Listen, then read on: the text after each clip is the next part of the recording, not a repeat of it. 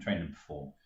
All right, and we are rolling. So, welcome once again to another installation of the War of Inheritance. This is episode 3. Sadly, there is no Zoe today, but we will make up for Freya's absence in other ways. Would anybody like to begin with a recap of where we were? Well, last episode. It's not grave robbing if you pray first. yes. Was the working title. You're taking notes. Bonus points. Yeah. So we York found a sweet ass axe. Oh yeah. Lancelot's. That I can only wield with my buttocks. It's an answer. It's a pretty kick-ass thing. Yeah. In fact, it is super rare. Magic items in this setting are incredibly uncommon. We got the goblins to decipher a letter which talks of terrible doom unfurling across the land. Yep. Specifically some sort of plague. They were going to be going around desecrating temples in the name of Mordred. Yeah, Mordred is bad. There is a place that the goblins were then going to go. That's right. And a high priestess called Corcarel. Yeah. Which we found out was some sort of lizard name. Am I right in sea based or? No, the lizard folk are. Take me a history check. Or nature, either is fine. Yeah. I also imagine they're the same. They are. Did you just ask your mentor? 3. 3, okay. I'm smart enough to ask someone who knows that. So Iris goes, lizard folk, I know that I should go and find someone else. So, Lizard. yeah. Sea? Neem. Yes. No, don't be ridiculous. They totally come from the sea. No. Let me think for a moment. Okay. Neem, what do you know about lizard folk? So lizard folk, They're swamps, right? they all Yeah. come from a place Swans?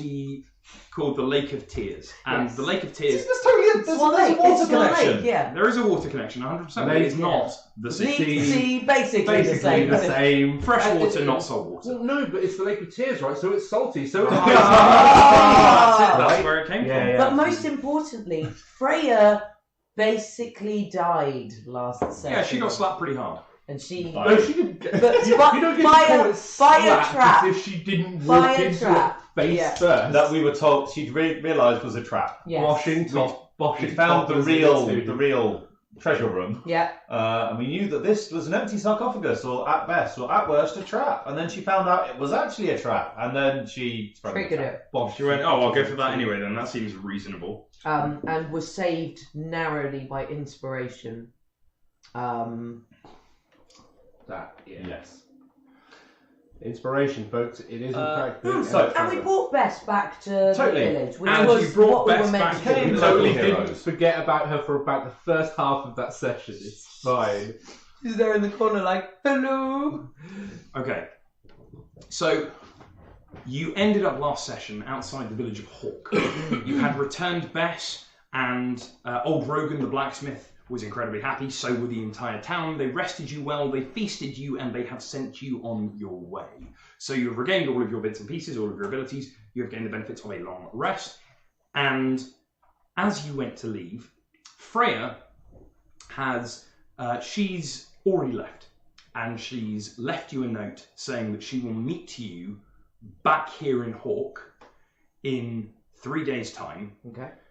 and she is going to go south, fetch a map, and there were a couple of other bits and pieces that she realises, you know what, I should have sorted this stuff out before I just ran away from her. Okay.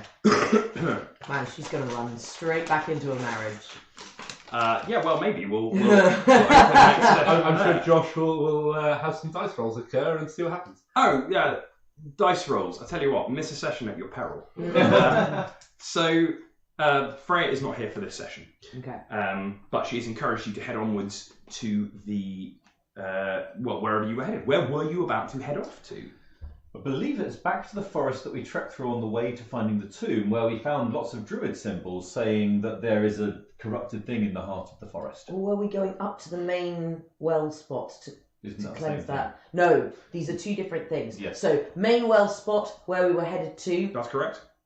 horrible forest of yuck, a Yeah. little bit lower down in the stream system is being affected by this. So that's different from the horrible forest of Yuck. Different from the horrible forest of Yuck. So the horrible forest of Yuck that you went through on the way here, Yep. which does have a name, but for now is the horrible forest of Yuck.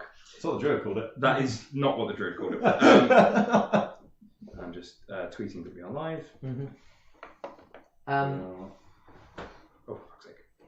We are live right now. Exclamation mark. Autocorrect. It's really bad. And send. Just go. Send. Done. Yeah, the forest of Yuck. The poisoned well. So you are heading towards the Poisoned Well, which is a major well source of Yeah. magical energy. It's a huge wellspring. On the way, the well source is sending out rivers and tributaries and poisoning other slightly lesser locales. One of those you came very close to on your way here, and you've gone, well, since that's not quite out of our way, let's go and deal with it while we're here. And it had a massive standing stone. And it had a massive Oh, standing yes, I've stone. forgotten about the standing stone, so it's worth going and looking there for the standing stone. Cool. So you set off. To the For horrible the benefit forest of of chat, there's a whole. That's when the source of Iris' powers came from when she came from these standing stones. Yes.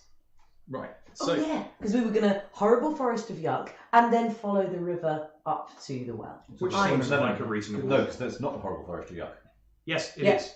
Oh, Yeah. it is. Yeah, It sorry. is. There Oh, are it is. two. There There are are two two things. distinct Okay. problem wells. The team First- argues about the fact that About they basic really maths, need a the map. difference between 2 and 3. And this is why Freya left. That's the truth. So, aside from arguing over whether or not there were maps and or wells, Yes. you head out from the village of Hawk towards the dark forest that you left before. When you went in previously, you skirted around the Edgewoods, but you found a warning in Druidic, which told you that there was corrupted soil within, and so you have not pressed any further in. But this time, you feel a little bit emboldened. You've already gone and cleared out a tomb filled with goblins, you defeated them, saved them, and managed to vanquish a bugbear.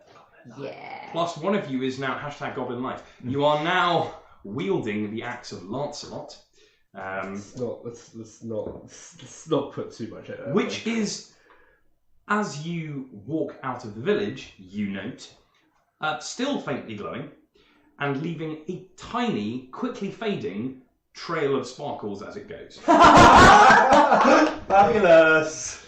Oh, you Can have I- a magical Can I unicorn. turn weapon cosmetics off? I'm afraid not. It is a ball ache on the rendering, but you can't do it, no. So, you approach the woods. It's not too far, but somebody roll me a d12, because whenever you're walking the wilds, there is a chance. Oh. Yeah, my Bagsy Not not me it. again. Bagsy not it. This one's a D12. That's right. This is a roll for a random encounter. Just roll me not 2. Yeah, you're fine. As long as you don't roll an 11 or a 12, you're all good. Nothing happens. You're on 11, you get on one chart. You roll me a 12, you get the bad chart. Which turned out not to be too bad, but 4 orcs for a level 1 party is pretty nasty. So you make your way through to the forests. It is early morning, but you have a bad feeling about what is going to happen. Your druid senses are tingling, and they're tingling hard. So as you make your way up to the edge of the woods, you remember the feeling that you had when you saw that warning before, and it's playing again in your mind. You're still good to go, but it's just you're aware that you are heading towards something that you have been specifically warned against going towards. Druid, Then again, Jedi. yeah, if it ain't you, who it gonna be? So you make your way into the forest. Okay. It is. Yes, no Zoe. Yes, no Fred. Okay. Sorry, I'm going to have to be rejigging things on the fly because one of my players has decided at the last minute, telling me with only like 4 hours in advance, which is plenty of time, that she was not coming. So you make your way in and you progress without incident through the Edgewoods, and you can see where the deep woods start. You can see where they start because immediately there's almost a line in the forest beyond which it gets dark and scary. Gosh. You can see the trees are thicker together. There is The no little path through cartoon there to evil follow. eyes. And yeah, your little cartoon evil eyes. I see. This is the grim line. Well, you walk up and it's, you suddenly you start flashing. It's like, oh, I'm in a level non-appropriate area. Wait, where the fuck are we going in here then? The soundtrack changes. You can Ah, step yeah, backwards it's and you get the sort of it's a zone. sweet, happy music, It's and a, then. it's a zone transition. So you've headed in, Mhm. and it is quite dark in here. Even 20 paces backwards, there was daylight streaming through the canopies, and now the trees are not incredibly thick together, but they are thick at the top, and they form a strong network of branches, which means that the light that comes through is dappled and hitting the forest floor dimly. Okay. Neat. Have you got any idea what we should be expecting in here? That face is not giving me cause for comfort, but okay. Gribble, I think, is the technical term. Yeah, sure. I Can mean, you get disadvantage on the random encounter roll? I love that as a suggestion. Thank you. I mean, we'll find a well and a stone, and hopefully nothing else. Yeah, we're not that lucky. That's true. So the last time that you guys came into, the last time you came to the forest, you just skirted the edge, and you have seen that there is a well somewhere in the middle of this forest, but you're not entirely sure exactly where it is. Can somebody please make me a survival check? Yes. That seems like you would be the person to do it. Gonna go. I'll You'd take think, one person wouldn't with a you? survival check. You think. What did you It's get? a nat 1, guys! Oh, that's just joyous right there. I'm not with that. Okay, so Neve determinedly takes a second, pauses, gathers her breath, and then presses on into the deep woods. You follow her, and she makes several swift turns. She stops at a couple of trees, she reaches around, she looks at some of the moss and the bark, and then she takes a hard left, then a hard right, and then she looks up, trying to get some glimpse of where the sun might be in the sky from under the trees. She walks along for a little bit more, she dashes through a clearing and you all follow her, then she turns around, backtracks for a little bit and goes off in another direction, and after about 35-40 minutes of this, you are completely and utterly lost. Something screeches off in the distance. How distant? You're not quite certain. Sound is travelling very interestingly in here. It's not easy to tell. Okay. So, Neve found the underdog. if we could see the sun, then maybe I could get a better... Now, if there was a clearing, there could be a clearing that way, or possibly we could try in this direction. Yes. Stop. Take a breath. Nope, still lost. It didn't work. Fine. Then we're lost. So, what do we do now? Keep walking in a straight line until we come out of the forest. That's really hard to do. Do we have anybody willing maybe to scale a tree and see if they can get better bearings? Sure. What am I looking for? Clearing with a well and the rock. Ideally, you should be able to see some sort of gaps in the trees where the water is coming through. Okay. I will attempt to climb a tree. Okay, so athletics, please, to get up that tree. Oh. Oh. 14. On a 14. Okay, so the tree that you attempt to climb is kind of like a pine tree. It goes straight up and it's got a lot of needly branches that are quite difficult to latch onto. You realise that the reason that you have had such difficulty navigating your way around is that this is a messed up forest. It should not be like this, and it's throwing all of your druid senses really off. There's life everywhere, but there's also corruption in the soil. Ugh. You can just feel it. Yeah, you want to get out of here as quickly as you can. The hairs on the back of your neck are all standing up. But what did you get? 14. 14. 14 is more than enough to climb a tree. You start scaling it, and there's a moment where you watch Iris and you think she's going to fall because it's mossy and barky and not very easy to gain purchase. But Iris, it turns out, is pretty good at climbing. As a urchin youth would be, being able to scale buildings and back down running away from people. So you get up the tree, despite the lack of obvious starting branches, pretty handily, and you find yourself pretty quickly about 15 feet in the air. it's going to be hard to get right to the very top of the tree because it becomes thinner and spindlier. But you get high enough up that you can start seeing over some of the canopy. Okay, maybe start using prestidigitation, gust of winds, try and blow bits of the canopy out of the way. I like this. Okay, so that requires a somatic component. And one hand. So one hand. So Iris holding on with one hand starts forming runes and glyphs in Don't the get air. cocky, Iris. And there's a... And the tree, because you're quite high up in the tree, it rocks a little bit, and you start It's a blowing. puff of wind, it's not gusts. No, I understand, but yeah, you start. The branches blow and part in various ways, and you can see some of the branches clear, and you see some trees. You just more trees. You either need to get higher or keep doing it. Let's go higher. Sweet. Maybe an athletics check, please. Okay, good. What's going on? Could I have a rummage around to see if I can find which way is north or something like that? Just a real basic example. You can make me a survival check with disadvantage because you are thoroughly lost. Clearly, it's getting hard to climb. That's a 10. A 10? A 10 is enough to not fall out of the tree and die. Hooray. Actually pretty good on both accounts. What did you get? We are looking at the lowest option, 15. 15. 15 is great on a survival check, especially at disadvantage considering you're really lost. I will tell you what you've discovered in a second. For now, on a 10, it is harder to climb, but you manage to get up. You are now at the very peak of the tree. Iris has climbed in her green cloak almost to the point that you can't see her anymore because visibility is really bad here. You can see that there is a dark lumpen shape at the top of this tree, and I would like you to make a perception check, please.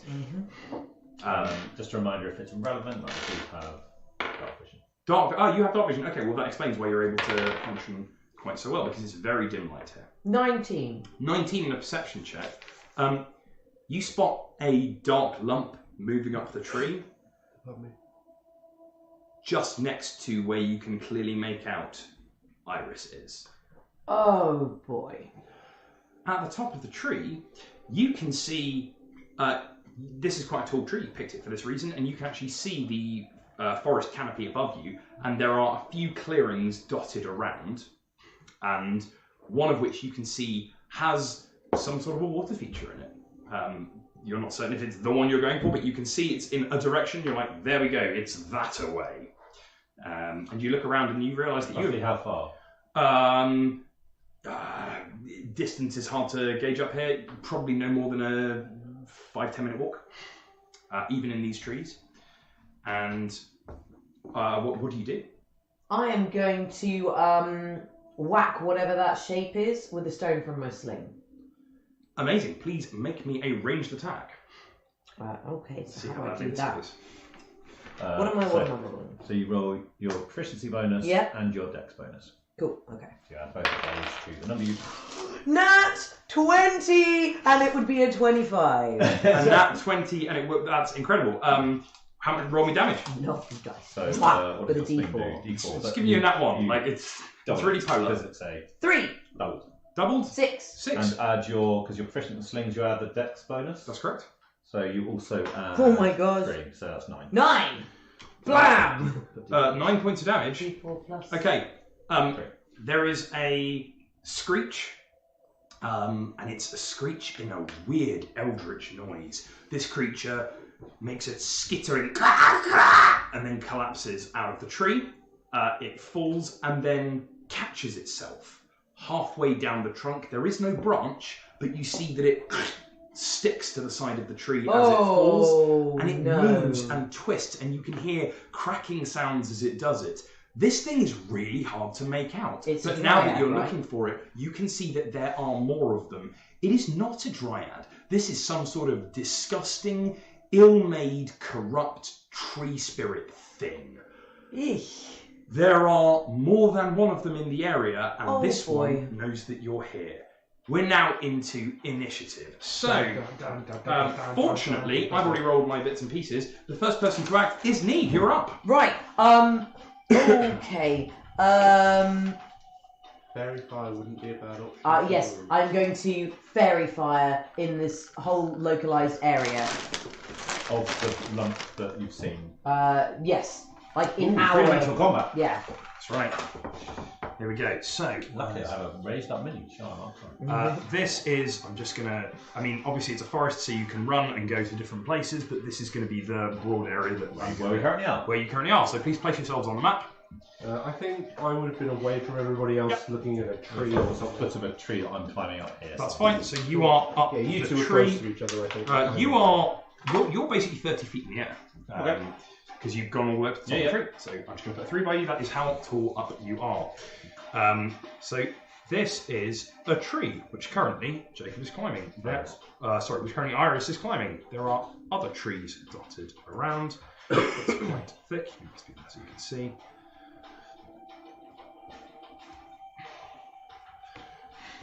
And there is a creature that you can see that has stuck halfway up the tree. It is not quite on the ground yet. And it looks pretty injured. Your slingshot went straight through it. Nice. But it is still clinging to the side of the tree. Oh, you are a gross thing. What would you like to do?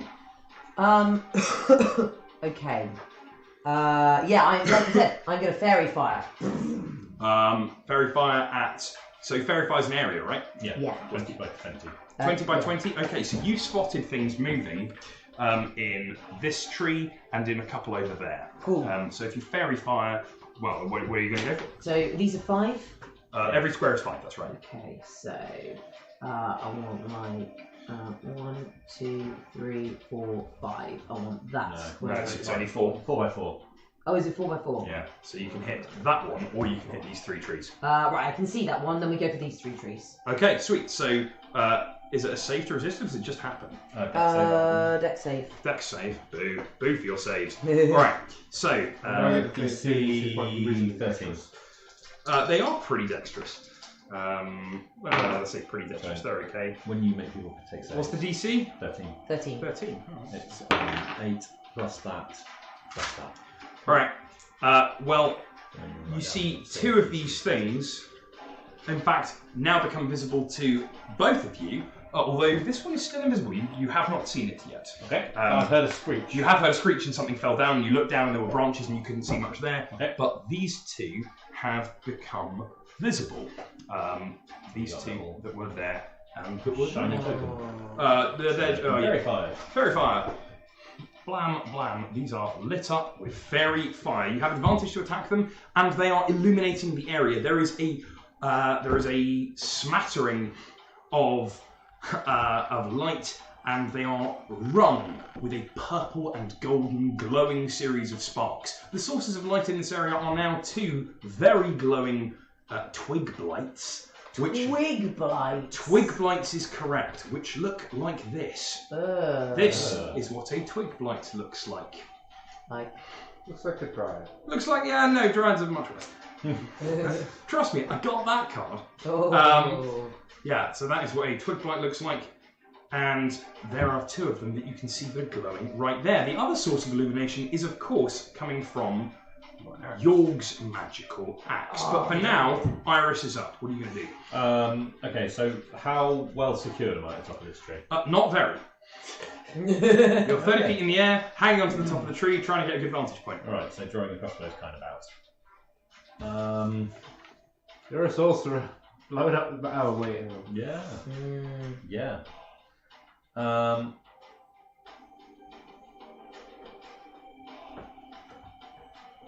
I think the only thing I can do, having seen these, is get a grab around the tree, holding on, drawing my energy out of my necklace, and send a bolt channel energy at this one using Toll Dead. Toll the Dead, okay. Would it like to take me a wisdom save, DC 14? Oh, they're so good at that. A wisdom save DC 14, you say. It would really like to fail it. Okay. Has it taken any damage? It has not. 2. It now has 2 damage. 2 damage on that one. Go me. Excellent. Okay, Is this the one directly underneath you? No, No. this is this one here. so it has taken 2 points of damage. That's good. There's a that comes from it, and you see again it moves really jerkily. This thing clicks and twitches with all of its arm movement. Necrotic, if that mattered. Necrotic damage. No, don't care about that. But yeah, it snaps around, and you hear a series of horrible pops as this thing moves. It's deeply unpleasant, and it moves in a jerky and unnatural way. Speaking of, you have just launched a magical attack at it, and you see it move with really surprising speed, and it surges forwards. It goes 1, 2, 3, and then 1, 2, 3. So this thing is not quite at you, but there is a horrible, very fast moving, think kind of 28 Days Later zombie style in terms of speed and movement. Blight charging up the tree towards you. The fact that it's moving vertically doesn't seem to impede it. It's completely melding with the tree and charging up. Let's see. This one here is going to drop down from the tree. Or possibly merge out of the tree, we're not sure. And it's going to have a go at Yorg. So Yorg, this thing runs up to you and it lunges at you with one of its gnarled and twisted claws. Now that it's closer, lit by not just the fairy fire that's glowing around it, but you hold up your axe, you can see that it has a mouth that is made entirely of wood. This creature is made of wood and some sort of strange, dark, shadowy ichor that's running throughout it. Oh my god, it hits. Wow, yeah, take a 20 to hit you with your armor class of 18. And would you like to take yourself... Never mind. Yep, that'll be 3 points of damage. That goes and scrapes off of your armor. Cool. Then it is actually you. Disengage actions. Ignore opportunity attacks. Correct. This one has run up the other side of the tree. That's what it did. Disengage actions. If you take the disengage action, you do not get attacks of opportunity. How far can I move? Your standard move. So you get a move and an action, and your action is to disengage and run away. No, it's to move closer to my friends. But the message I'm getting from this is fuck nature. So 30 foot gets me 6. Yeah. That's correct. 2, 3, 4, 5, 6. So this guy's 20 foot up the tree, and this guy's 30 foot up the tree. That's absolutely fine. I just want to get closer to Where everybody else. Well, you can just take the attack because you've got an armor class of 18, right? I could, and if I do that, I double move, don't I? I can double move. Yeah, you can. What is the nature of disengage? Is it a full round it's a full action. So you get your move distance, you get to move your move distance, then you get a bonus action if anything gives you one, you get an action, full action, you get a reaction, and you get an interaction. Interaction is draw a weapon. Bonus action, you need to have something that says you get one. A full action is things like attack, or dodge, or disengage, or dash. Disengage gets me to where I need to at the moment without any additional risk. Sweet. So I'm going to go, which still leaves me with a bonus action, yes? Yeah. Right, so we're going to go 1. If you've got something, you have to have something that says you can use it. 5 and 6 to get into here. Sure. Then I am going to, let's see how this works. Oh, spells. I'm going to actually challenge the beastie up the tree with the fairy fire on it that hasn't been shot yet. Yep. With possibly a deal more authority than York was expecting. Describe how this happens. What does this look like? York twists, ducks, basically body blocks it with his shield as he moves past it, moves towards the rest of the group, as is essentially his training kicking in, and then essentially just points the axe at the tree and shouts up at this thing, come down here and fight somebody your own size. Except there is a ringing echo, like there is just a degree of authority and like almost supernatural effort behind the voice, which seems to surprise even him. Could you make a wisdom save, please? Wisdom save, sure. No. I'm pretty sure that an 8 is not successful. For the duration, it's got disadvantage on attack rolls of anything that's not me, and must make a wisdom saving throw every time it attempts to move to a space that's more than 30 foot away from me. Which would include getting the last 10 feet up the tree. Yes. Okay, cool. That's very annoying. Spell ends if I attack any other creature. Sweet. Okay, so Yorg runs up to the base of the tree, points his axe up towards the glowing blight that is climbing the side of the tree, and shouts and says, "Come down here and face me!" And it echoes through the trees, and it's like he's put a megaphone up to his mouth. It billows, and you see the thing's head goes, and it turns 180 degrees, looks back down its body, and starts spider climbing back down towards you, still looking at you backwards. Gross. Yeah, these things are disgusting. I really like these things. The characterization you're giving them is nice. They're just vile. They're absolutely horrible. And then finally, Neve, get close to me. let's see. What are you going to do? You are going to. I don't think you're going to take the. It'd be really nice if we had somebody with a bow. Yeah, boy, wouldn't it be good? Zoe. Okay, there is a. This one is going to go 1, 2, 3, 4, 5 to there, and it's going to come around, and you see something moving through the dark, and it just looks like a tree. When these things stop, they blend absolutely seamlessly. They look like trees, and when they move, you can then see the darkness that's within them. But one of them flanks Yorg, and as you're... Sorry?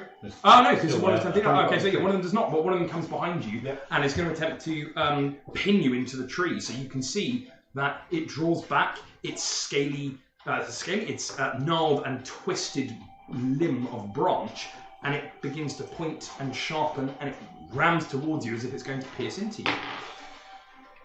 And it doesn't roll with advantage, but neither of them hit you anyway. So there's a dull thump in your shoulder, and it glances off your armour and embeds itself into the tree, which doesn't appear to do any damage to the creature. Neve, you're back up. Close up. Get close to me. I'm going to come in to here. Yep. And I'm going to whack this one behind Yorg with my shillelagh. Sounds good. So I roll to hit. You do. So you cast Shillelagh. You see Neve picks up her stave and says a small prayer, and it begins to blossom and bloom with flowers. In this area, as you do it, normally you get bright sprigs of green holly. Here, the things that come out of your stave are spiky and prickly and gnarled and not very nice. This is the nature energy here. You're going to have to use it in order to cast your spells, but it's very unpleasant. And your stave has gone a slightly dark green. Okay. 13 to hit. 13 is exactly what you need. Alright. So you are what I need. And that is 7. 7 damage. 7 damage. Okay. Didn't particularly enjoy that. Blam! Yeah, Neve's been smashing these things up. Okay, so yeah, they've been taking a battering. You hit into it, and the spikes leave thorny marks in its bark, and your stick comes away with a pop, pop, pop, pop. And it tries to move with it for a second, clicks, but then pulls away from you. Iris. Okay, so There are 2 things ascending the tree to try and rip you apart. I'm looking at this tree. Yep. How far away is it? Are there branches? So is it feasible to run along some branches, try and jump into that tree? I think that's absolutely a thing you can do. I will need you to roll me a acrobatics, please. Which, if memory serves, you're significantly better at. I think that's a pretty good thing to do. Not when you do that. Yeah. What do you get? And that one. Face palm. Well, there's not much else we can do about that. Okay, No. so you are paying too much attention to the blights to have anything to do with Iris at the moment, but if you were looking up at Iris, you would see her take a second, steady herself, see a long branch along which you're going to make a perfect leap and run along. You start running along the branch, and it just snaps underneath you. There's this crack, you get 1 foot, and the second foot comes down, and the whole branch gives way. You don't even get the Wile E. Coyote moment. Yeah, you fall from this tree. Yeah, Ow is right, you're really high up. Yeah. Do you want to make me an acrobatics check to minimise some of this damage? That sounds like a thing. 21. 21. Okay, so on a 21, you manage to grab one of the lower lying branches, and it still breaks down with you, but it takes some of the momentum from your fall. So you are only taking me 6 points of damage. Ooh. It's fine. Iris hits the ground hard. Still on your feet, however, because you managed to take the landing quite well. Yeah, that was deeply unpleasant. And also your action, and now you're on the ground and next to some blights. So No, I'm not next to the lights. Is she... what, Yeah, oh, there. that's correct. Yeah, you fell right. In Yeah. fact, you fell. You can put yourself 1 square further forwards Yeah, if you that's like. fine. No, that's Oh fine. no, that's right. You're happy. That's where Sweet. So, what on earth are these blights going to do? Well, this blight right here is going to say, "I am done with this," and is going to charge at the only person it can see. 1, 2, 3, 4. Gets on. Bring it. And it's going to have Literally what I'm here for. Man, I hate armor rating. The blight, it swings, it misses, and Yorg looks at it and goes, well, these things look scary, but actually maybe they can't hurt me. The one that he has beckoned down to come and fight him drops to the ground, leaving one claw sliding it down the tree with a skitter as it cleaves through the moss. It lands on the ground and turns to face you. It has a horribly animalistic snarl, and it swings at you with advantage has this advantage time, now. for sure. Yeah, that's gonna hit you. Just. Little less relish, just a little return. A 15 is like just a hit for these things. And so, Hey, I'll say that's again. yeah. Well, you're pretty good at this. And it slashes into you. In fact, you can see that the other one who is behind it, I'm going to take this action at the same time, does the same thing. Oh, yeah, cool. So, the two sprites either side of you skewer into Yorg and deal you a combined total of 2 points of damage. I love the. That's really this annoying. feat is really. It's obscenely good. At this level. At yes. this level, yeah. But you can't keep this up forever. And there are 3 blights that are just tearing into the paladin. The other blight doesn't get to act right now. It is you, York. I'm gonna leb into the one that I need to leb into all the spell breaks. So, Okay. I do have advantage, I believe. I just got Fairy Fire on You it. absolutely do, yeah. Well, I'm going to leave the 7 alone, but the 17 can stay. That would be a 24. Nice. 24. No, I'm sorry, you missed. Yes, yes, 24 absolutely smashes one of these pretty hard. Is this with the magic axe? It is with the magic axe. Okay. I figure they're trees if I'm going to be using any weapon against them. I figure they may not have Yeah, that axe. 5 plus a 10. 10 in total? 10 in total. To which one was this? This one here. One which took 2 earlier from me. You say, okay, so you've seen so far Yorg say, "You turn and face me," to one of the blights that has skittered down the wall, exorcist style, and landed in front of you. At the same time as 2 of its friends leapt onto York, one of them grabbing onto its back and scrabbling away at the armour, one just lancing him from the side. York calmly proceeds, ignoring the 2 that are behind him, to raise his axe and decapitate the one that to face him. Yep, it's dead. Congratulations. Nice. There are still 2 on you, and one that is. What's it? Yeah, it's going to give it a go. Let's see if it can have a go. So it's going to attempt. You can see this one right here. Yeah. Looks down and sees that Iris has fallen, and it's going to dive after you. Where is it landing? Hopefully on Iris. But the important question is it landing in this square? Oh no, hang on. you don't have it's the. No, Do you have protection bank style? Yeah, I do have protection right Oh, then yes. 84. 1 second. Then yes, it's landing in that square. I think I need to be next to Iris is the thing. I And think it doesn't work. Go for it. you can check that. I think it's going to stack this. Another creature that is within 5 feet of me. That's unfortunate. Okay, so this thing tries a wrestling move. It leaps from the top of the tree, limbs outstretched, trying to land on Iris and grab you. And in fact, it lands very heavily. It is prone. It's prone. It is absolutely prone. Nice. Change. There we go. And that's 3 1s for its damage. It is still alive. Oh, that's the one that Neve beamed in the first place, isn't it? That is correct. It is alive. Just. I cannot believe it is alive, but it is alive. It cannot believe it is alive. It goes, and there is, in fact, bits of it snap off as it hits the ground. And you see a whole 2 limbs of this thing are torn apart. It twists and turns and clicks one of them back in. Oh. Neve, you're up. Cool. I'm gonna rinse, repeat. I'm gonna whack that thing again with my holly stick. Okay. So again, you lift it, and as you swing, you see the spikes extend once again. DC 13. DC 13.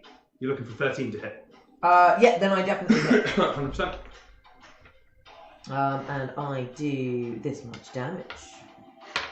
6 damage. 6 damage. Level on this one right here. It's down. Take it away. It is of interest only to historians.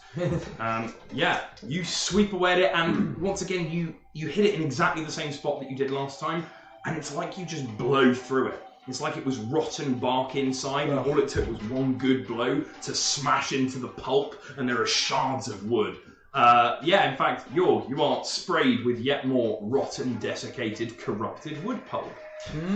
Iris, still surprisingly alive. How does attacking something that's prone work? You get advantage. Okay, then I will. Unless you're using a ranged attack, in which case you get disadvantage.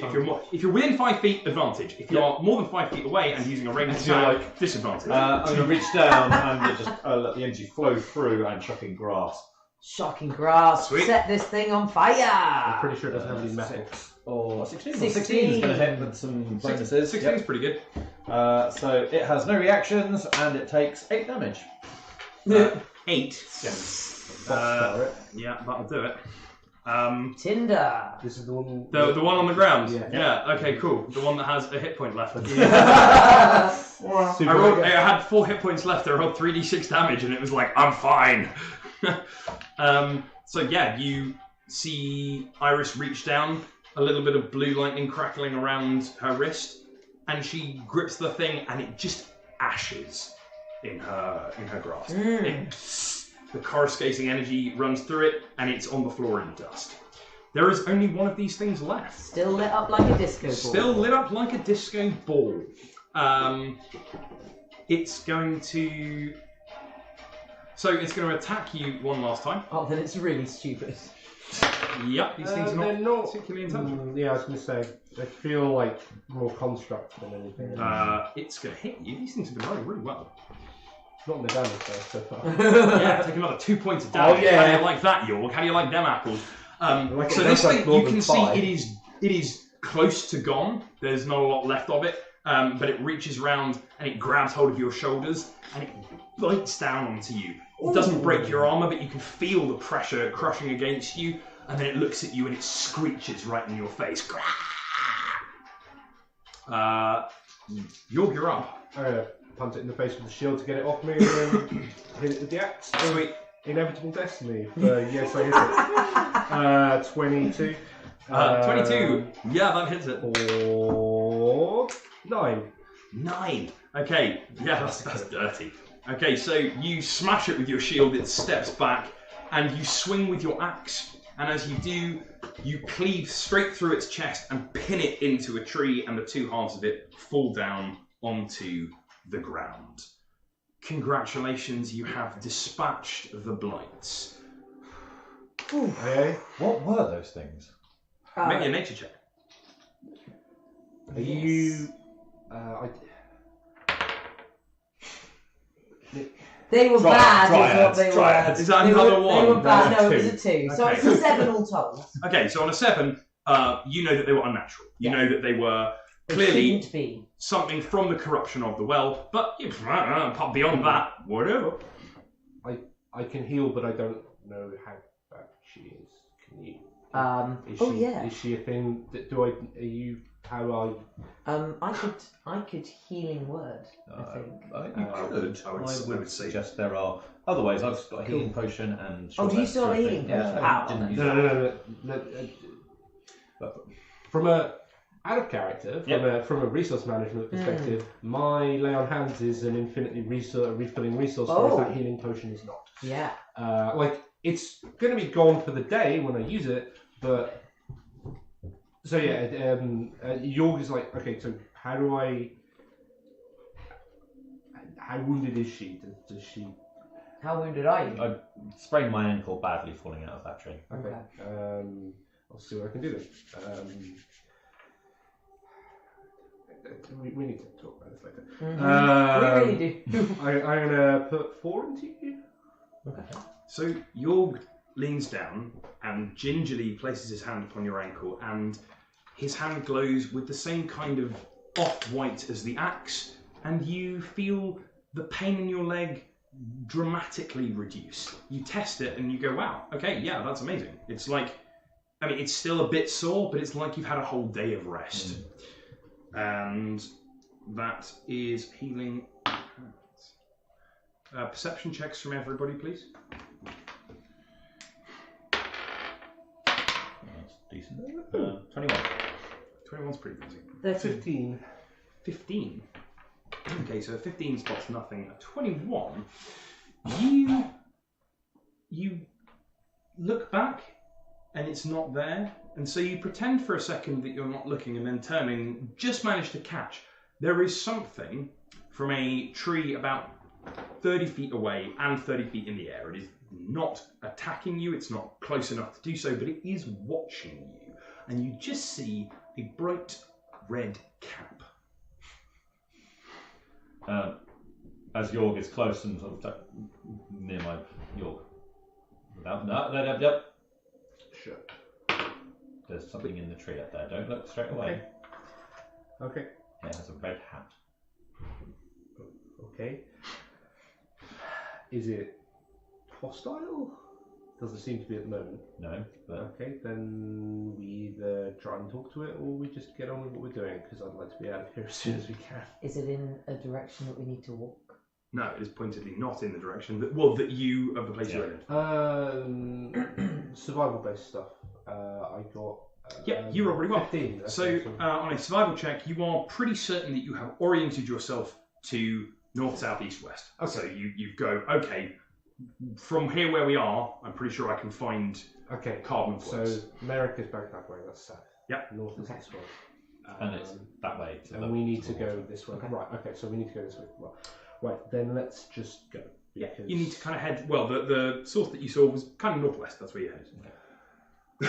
So you start making your way northwest.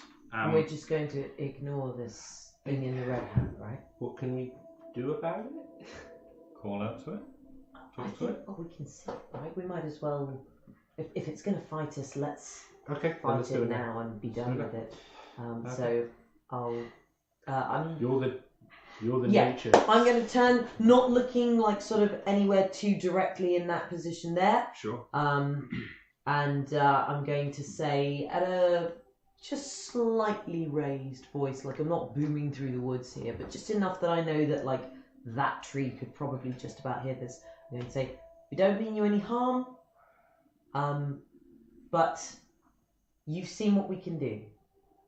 And then we're going to go. In what language? In Istali. In Istalian, you say. Mm-hmm.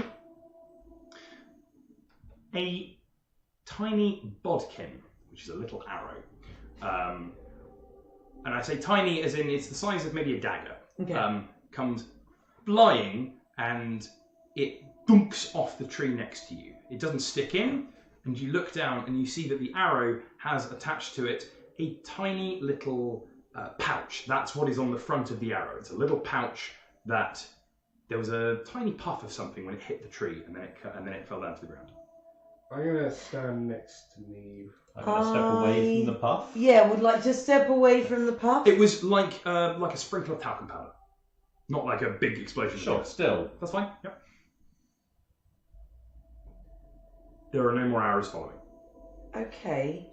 Is it worth saying we're here to help, to rid the blight? Well, that depends. Well, if that's bad, then it's going to be bad anyway. But if it's good, they might help us. I suppose that's true. How big is this pouch? Like, did the talc thing come from the pouch? Yeah. Is this like a crudely made poison dart? Are you investigating it? Yeah, I'm going to have a look at this on the understanding that I think it's very poisonous. Understanding you think it's very poisonous. Yes. Okay, so you pick it up very gingerly and carefully check it out. Yeah. That's very reasonable. Yorg, you hear off in the distance, because these two are focusing on this, a wolf howling. That's what you get. And you pick it up very carefully. I'm not going to make you roll for it. That's okay. You're not being stupid. Freya. It looks nicely made. Freya dives from screen left, Hit me! So jams it in her nose. yeah, it's some kind of powder delivery system. It's designed to strike skin and do something. I don't know. You don't know exactly what it is or what it does or how it works, but that's what it's for. Okay. York can't really be any more on guard at the moment, but he is. His head's on a swivel, and he stood as much next to these two as I can. Sure. Essentially. I'm going to wrap this thing up in a little scrap of cloth Okay. so that it's not going to leak anywhere. Okay. I'm taking this with me. I want to know what it is. I'm going to do some investigation later when we are not in the dark Gribble Forest. Cool. Yeah, you gingerly wrap up the strange arrow, Cool. which, like I said, is not very big. Yeah, and I think your advice is good. And I'll say we're here to stop the blight. No arrows follow. Great. I think we can go. Let's do this. There might be wolves in these woods. Might be. There might be wolves in this woods. Okay, let me rephrase. There might be wolves in these woods and nearby to where we are. Ah, Right. right. Okay, And let's we'd best get move and do swiftly. this quickly. All right. So we'll head in the direction that you have pointed out for us. So you start making your way slightly northwest, and the trees get slightly further apart, but the ground underfoot gets squelchier. And can you make me a... Sorry, I'll get some. I'll get some in a second. We'll do it in a second. Oh, there's some there? Great. We'll deal with that in a second, don't worry. If there is another combat in the next few minutes, it will be Theatre of the Mind. Cool.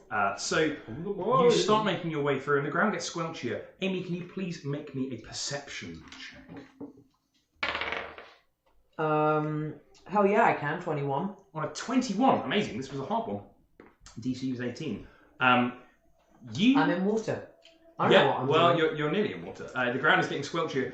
You can see that there is a message here in Druidic that has been a bit corrupted. It's like someone has carved something on a wall and then that's been weathered away over time. Okay. And so, Not done deliberately, just part of the natural stuff that's going on. well, part of the corruption Okay. you detect, but you can see that there are faint traces of ivy that were wrapped around trees and plants that are blossoming in places, and you can listen to it if you'd like to. I would. Okay, so you two watch as Neve walks up and places both hands on a tree, following it down to its roots and the ground, and then just gently presses her fingers into the soil. And you get this strange message. It is a message of joy that has been covered over with darkness and filth. Mm-hmm. And the message of joy is, it's very simple. It says, gosh, these woods are a beauty in the spring. Oh. And you can look around, and it's like there's an overlay coming over your vision. You can see what these woods should look like. There should be woodbine littering the forest floor and little patches of bluebells just starting to sprout. And there should be more sunlight here, and you should be able to hear birds. You haven't heard any birds in these woods. There should be more life here than there is. And so you get a vision of what this woodland should be, and then you blink a couple of times and you can see once again what it is.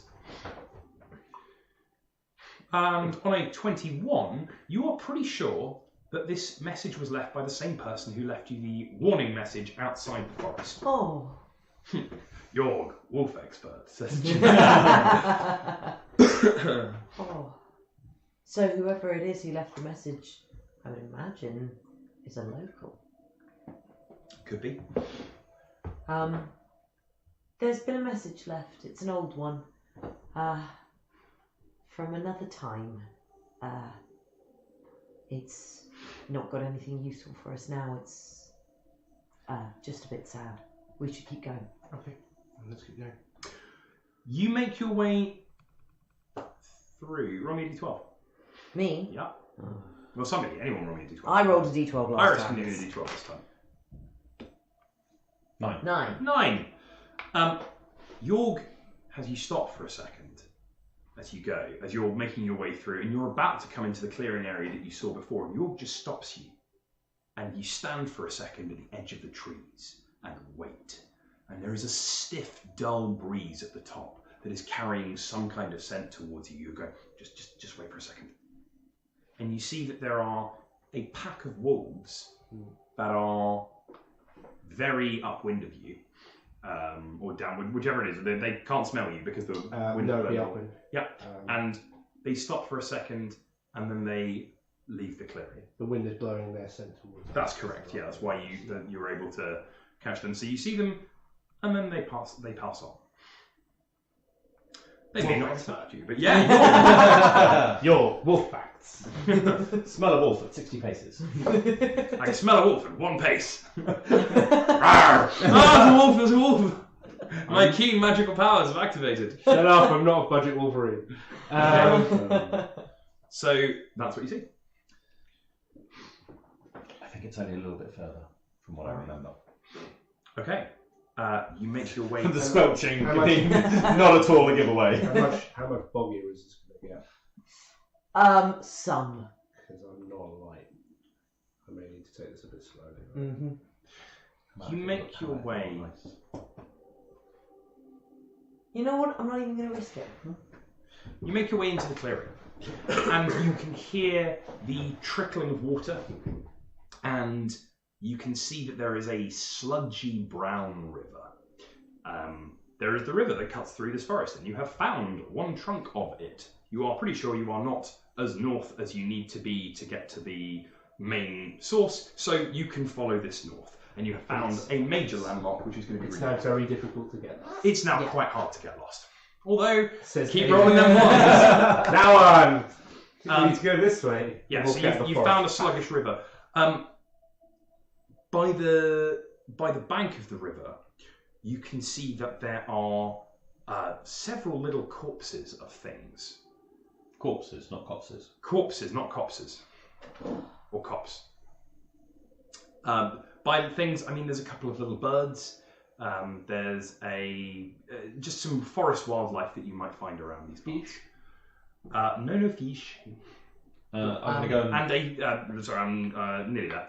And there is a pretty thick blanket of like mulchy brown leaves. They are. It's like they should have decayed and molded away by now, but instead they've just stayed and they're still disgusting. It's like the council hasn't come by for just years. Is it everywhere? Are they in piles? Or... No, there's one kind of specific patch of it right by Yeah. where the river is. I'm sure I don't need to say don't drink the water. Make me a perception check. As a group? No, Iris. Oh. 6. 6. Great. As I was saying, I'm going to go and dead animals. See, is there any marks on them? Is there any obvious thing that they've died of? Cool. So Iris heads over towards the dead animals to see if there's any marks on them and if there's anything they died of. Completely fails a perception check. Everything's fine. Everything's fine. And you two who are standing in the edge of the clearing see the canopy, the blanket of mulchy leaves Oh. lashes up and it moves like one horrible mossy carpet and it lunges at you. It doesn't move very quickly. It doesn't move very fast, but it is quite large and thick. Iris! And hot damn! It lurches at you, and Iris manages to just about get out of its way. And this thing leaves a horrible, muddy trail down you. Aww. And as it picks up, you can see under the carpet there are more corpses. And these are much bigger. There's a couple of goblins in here. No, stop it! No. Stop it! There's several humanoid corpses under this thing, and it picks itself up. And like I said, it tried to drag Iris down to the ground. It doesn't even have limbs. It moves like the magic carpet from Aladdin. If the magic carpet from Aladdin was drawn by Tim Burton's Nightmares. Yeah. And yeah, it fails to drag you down. And we're going to go. We'll run this combat narratively. But what would you like to do, Iris? Run. Sweet. Disengage and run. So yeah, run away. Yeah, you turn and run away. You see it is starting to shamble after you, but it's not as fast as you are. So Iris runs back to you, and you can see that a large carpet next to the forest has started to move towards you. And as it presses over, you can see that it rolls over some of the dead things that are underneath it, and there are quite a lot. Is it largely made of water? No, it is not. I was going to try something cool, but never. Josh? Yes. Although it is a very boggy ground, there is lots of water. There's loads of water in the ground, yeah, 100%. No, that's fine. Let's do this. York stands sort of ready and isn't entirely sure what's going on, and then maybe something happens. Is it? Dead celestial fiend. Are you going to attempt to turn? Divine sense it. Divine- I don't have. Oh, divine- I want to know whether it lights up under divine sense. What does it detect? Celestial fiends and undead. Celestial fiends and undead. So Yorg's eyes flash for a second, and Yorg's not sure why it flashed. Okay. Yeah, it Yep, is nothing not at all. celestial fiend or undead, but Yorg is standing in the way of this thing, That's right. and it's going to attack you. And hopefully not roll another nat 1. That would. I was like, it's got the drop on you, and oh man, it really hits you. That really hit me. This thing, Yorg steps up and his eyes flash for a second. He's got his hand on his axe and he's trying to interpose between you. It's moving really slowly. It's moving one of the kind of Romero zombie speed, but it hits Yorg's feet and there's and Yorg is pulled down about 3 feet into the bog, and the rest of it quickly moves over him. It moves like a colony of ants, and it wraps over you and drags you to the ground. Yorg, you are grappled, Yep. restrained, Yep. blinded, and suffocating. All of these things sound fucking awful. Super good. And damage reduction doesn't really matter to anyone. What are you gonna do? Oh, it's one creature. It's one horrible, massive thing. Ames. Neve, what do you do? Cool. I'm going to try and suck all the water out of this thing using my shape water. Okay. Like, I don't know if it's going to help, but I'm sure it can't do any favours to it. Okay. Cool. So, Neve, you reach out your hands and you see the leaves that it's made up of, the twigs, everything becomes a lot crispier. The mulch dries out and some of the colour fades from it. And you can see once again, now that you've pulled some of the colour and the water off of it, there's this, and you see Neve pulling a hand away again and forming this large globe bubble of water in the air that you are pulling off this creature again and again, leaving a carpet of dead foliage with a thick black ichor running through it. It's one of those kinds of creatures again. Okay, But it's now clearly worth a visible try. as to what it is. It's worth a try. Hey, no, it was certainly worth a try. Can you please make me, at the start of your turn, a Constitution saving throw? Yep. You're probably fine. I'm pretty alive. Great, so you're managing to hold your breath at the moment. Cool. And Iris, what would you like to do, and then you can take an action. Having seen it on York, Yep. run over and putting my hands on the back of the rug. Oh, it gave you a hug. You're not like Start trying to pull it off, but then feel the energy flowing down through into it as a shocking grasp. Sweet. Roll I me don't know if its lack of reaction will affect it at all. But a shock and grasp. It's with also advantage. now like Very flammable. With advantage of flanking, no, it is grappled. You don't get advantage, but it's not hard to hit. Okay. It's really not hard to hit. Does a 7 hit? Sadly, no. But An 8. an 8 still does not hit, but it's not hard to hit. Okay. If you're Unless you roll like that. can you find a +1 from somewhere? No. All right, well then you miss. Happens. Depends if it's flanked by. Oh no, sorry, it is with advantage because it is because it's grappling. It is restrained. So you Cool, there we go. There we go. Yes. You hit. you hit. How much damage do you do? Whoa! Oh no! Oh, where's it Try and get gone? them all. Got loads of them. 5, and it cannot take reactions. 5 and it can't take reactions. Lovely. So you reach down and you slam your fist into this thing, and you send a wave of electricity through it. York, can you please take 3 points of damage? Absolutely can. And it has taken some damage also. Yeah, you see that the electricity seems to move through the black ichor, and some of it hits this thing, but some of it is clearly being funneled into Yorg. Oh. Speaking of Yorg, at the start of your turn, you've taken your suffocation check, which is pretty awesome. So you're not immediately suffocating. You are taking me, however, 6 points of damage. That is counting your DR. Yep. As the thing constricts around you and crushes in. There's a horrible sound of twigs in chainmail and a dull crunching noise. And yeah, Yorg is clearly being rolled around by this thing like a crocodile would. Okay. It is your turn, however. Your speed is 0 while you are restrained. Yeah, I was just checking a lot of these. Basically, my speed is 0 and my attacks are mainly disadvantage, is the main trick here. Yeah. Don't be grappled, mate. Being grappled is lame. I think I just need to try and escape the grapple is probably the most sensible thing to do at this point. I can't see how getting an axe involved in this would be the thing. It's a which is opposed athletics, I assume? Opposed athletics? Yeah. Oh no, it's got a DC to actually break out. 11 I assume is not the DC to break out. Close, but no cigar. Yeah. You are fighting against this thing. And you see, Yorg really gives it his all. He reaches and he pushes up, and actually one of his hands goes through the carpet of leaves, but the rest, they just smother around him and continue to choke and press. And this is not looking good. We'll go to Neve. What do you want to do? I'm gonna. You currently have a big bubble of water. I'm gonna use my globe of water to try and blast this thing off of Yorg. It won't do any damage, but it's just part of my ongoing shape water. Okay, sweet. So you just want to smash and try and move this thing. Awesome. So you see Neve takes her globe of water.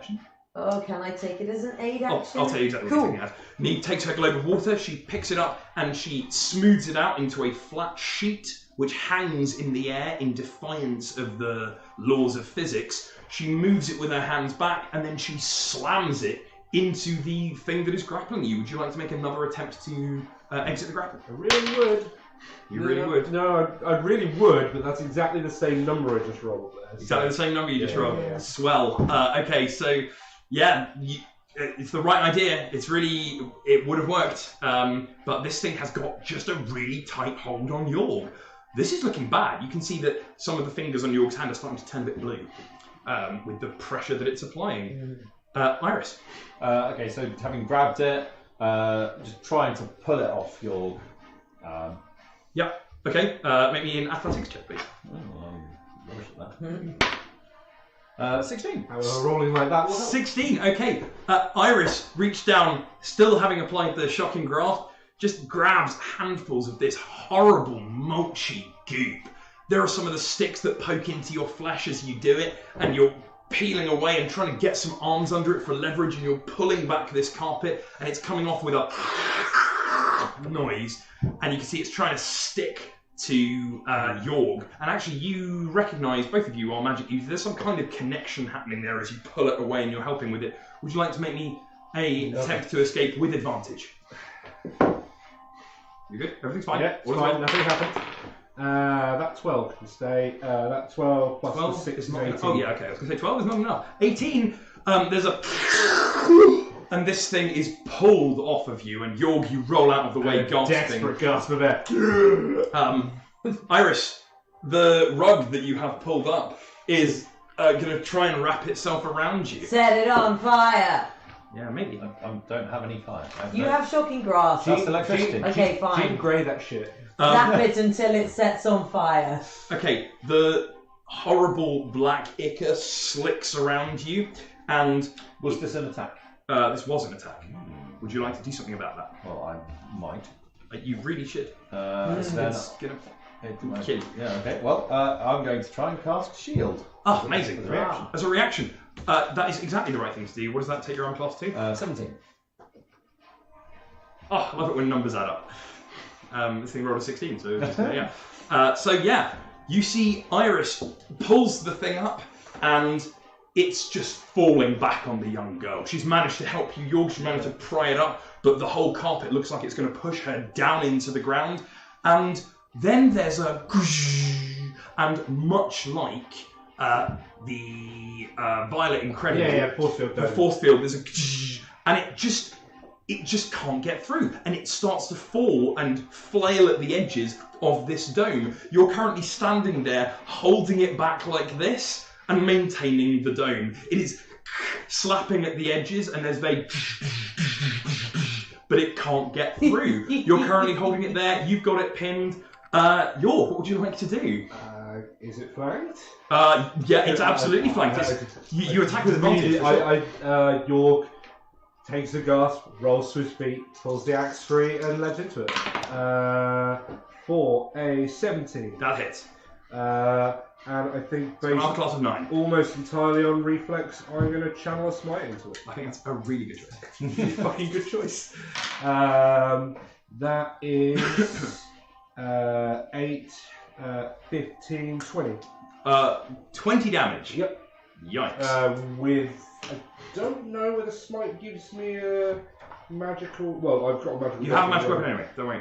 Right, so, Jorg pulls himself to his feet and he sees the carpet trying to leap onto Iris and is being held in midair. He can't see this faintly blue dome that it's wrapped around because that's in the way. But he can see, so it looks like, from your perspective, Iris is telekinesing this thing up, and you pull out your axe and then double-handed bring it down, which smashes into this thing. When your axe makes contact, the light glows and the rune of Lancelot glows even brighter, and there is a flashing searing that you can see which tears a great hole in the carpet. It flails again. It's not done, but it is grievously injured from that blow. It is going to... Yes, Neek, you're up. I hit it with my stick. Just die, okay. Well, there's now a great big hole that Jorg has cleaved up. And you see, Jorg is actually just laying into this thing with his axe while he has the time to do it. He's left you an opening. Would you like to make an attack with advantage? Would like to do that thing. You hit. Well, you might crit. Yeah. No, sorry, I hit. Roll your damage. And I hit... I hit 4. 4 damage. Yeah. Okay, that's cool. Yeah, so you reach your staff in, and the spikes on it, again, these are thorny and nasty, but you manage to twist as you go in, and it's kind of like a toilet brush. It's scraping in against the thing. However, the renewed assault on your shield, Iris, you feel the axe has slammed into it. It's got the weight of a full horrible thing on it.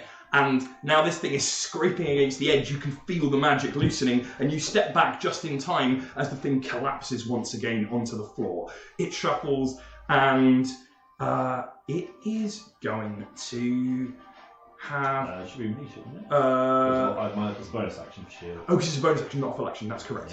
Yeah. You have an action, and then it's going to attack. So drawing on with my mind on the goblins and the things in the pool of dead there. Yeah. Oh, nice. Wreaking vengeance back on this for the death it has wrought, casting Toll the Dead. Oh, that's Would sweet. it like to tell me a wisdom save, DC 14? How wise is this rogue? -4 wise? -4 wise. And it rolls, okay, so it rolls a -1 on its wisdom save. Oh, damn. Well, in that case, I would It's a like to do it this dice of damage because it has taken damage. Yep. So, 1 on my d12. Oh, that's really sad. That's really sad. Really sad. There we go. Okay, so, well, it's still, so damage is damage. Yeah, there's a... Do you not Every have time you- spellcasting thing or anything like that to it? So Iris reaches out, and no, spellcasters don't. Yeah, really hard to get high damage. Yeah. So Iris reaches out and twists a hand towards the rug on the ground, and there's a dull dong that rings out. And you've heard it a couple of times before when Iris has been casting spells. There's a dull tone of a deep, big bell when you cast Toll the Dead. That's the noise it does. And yeah, you are pretty sure that if you were channeling the spirits directly of the things that it had killed, if you were using these to focus it, you will be able to soup this spell up. And you'll be able to do that in this combat. But yeah, for now, you cast it and you see you're trying to draw the essence, but there's a big thing that's trying to attack you. Speaking of, let's see, you've just cast it, but you've just smashed it with an axe. You're the... Yeah. I'll make it 50-50. Let's go 1, 2, 3, 4, 5, 6, 7, 8, 9, 10. Quick question, what is my position relevant to Iris? Because if I'm next to her, I can possibly help her if it attacks her, and that's important. You are adjacent to her. Right, in that case, it's good to ascertain that before things Sure. get rolled. Okay, Yeah, we're all close. Iris, it really hits you. Roll with disadvantage, please. Certainly. How does this work? Roll again. So essentially, No, I understand. if I'm next to her and you attack her rather than me with a with a reaction, I can impose disadvantage on that roll. Ooh, that's pretty awesome. Well, I'll keep the roll I had rather than the crit then. So yeah, you wasted GM crit, but so I can live with that. yeah, this thing pounces at you, and Iris, I mean, you've pulled out a lot of magic this fight, and you turn and you go, oh yeah, maybe I could, and you look back and realise that you've taken your concentration away from this huge, thick carpet of leaves, which barrels you to the ground. You are prone, you are grappled, you are suffocating, you are restrained, and you are blinded. This soil is filling your mouth. It tastes like dank, peaty bog, and it's all over your skin, it's in your hair, it is disgusting, and you're going to take fucking loads of damage at the start of your next turn, so someone might want to do something about this. Your attempts to dive in the way, but is not quite fast enough, it seems. Whose turn is it, John? It's your turn. Right, it's my turn. Sorry, I thought you were taking your turn. No. I can't afford to take a single fucking out. It's the hardest thing you've fought. By some way. If I hit this thing with an axe, I'm going to hit Iris something. Don't know, maybe. Who knows? It's bigger than me. I can save Iris's life. What are you trying to do? Basically, York has a moment where he's like, "Shit, I'm gonna hit Iris." It's like, I could fucking save Iris's life. Sweet. Like if I kill her, You see, my previous York window. brings his axe up, and this thing, I mean, it looks like an Irish sausage right now that's been wrapped in leaves, and it's actually like you've been cocooned by something, and it's starting to slither Iris over again to its pile of corpses. With advantage from me. You can have advantage, it's restrained. You really hit. I really hit it. You really hit. For 6. For 6 points of damage. Iris, can you take me 3 points of damage, please? Yes, I can. You still alive? Yes. That's good. Yeah, this thing's it's still up. And it's dragged. No, I should have. Would you want to channel smite in? Not really, but no, I should have. Oh, done so that you're before. out, haven't you? Because you've done it for dual land smite. yeah, that's 3. Oh, paladin, nice. Level 1 paladin. Level 2. Neve, you're up. You can see this Hit it. thing's... We can heal her later. Just hit it.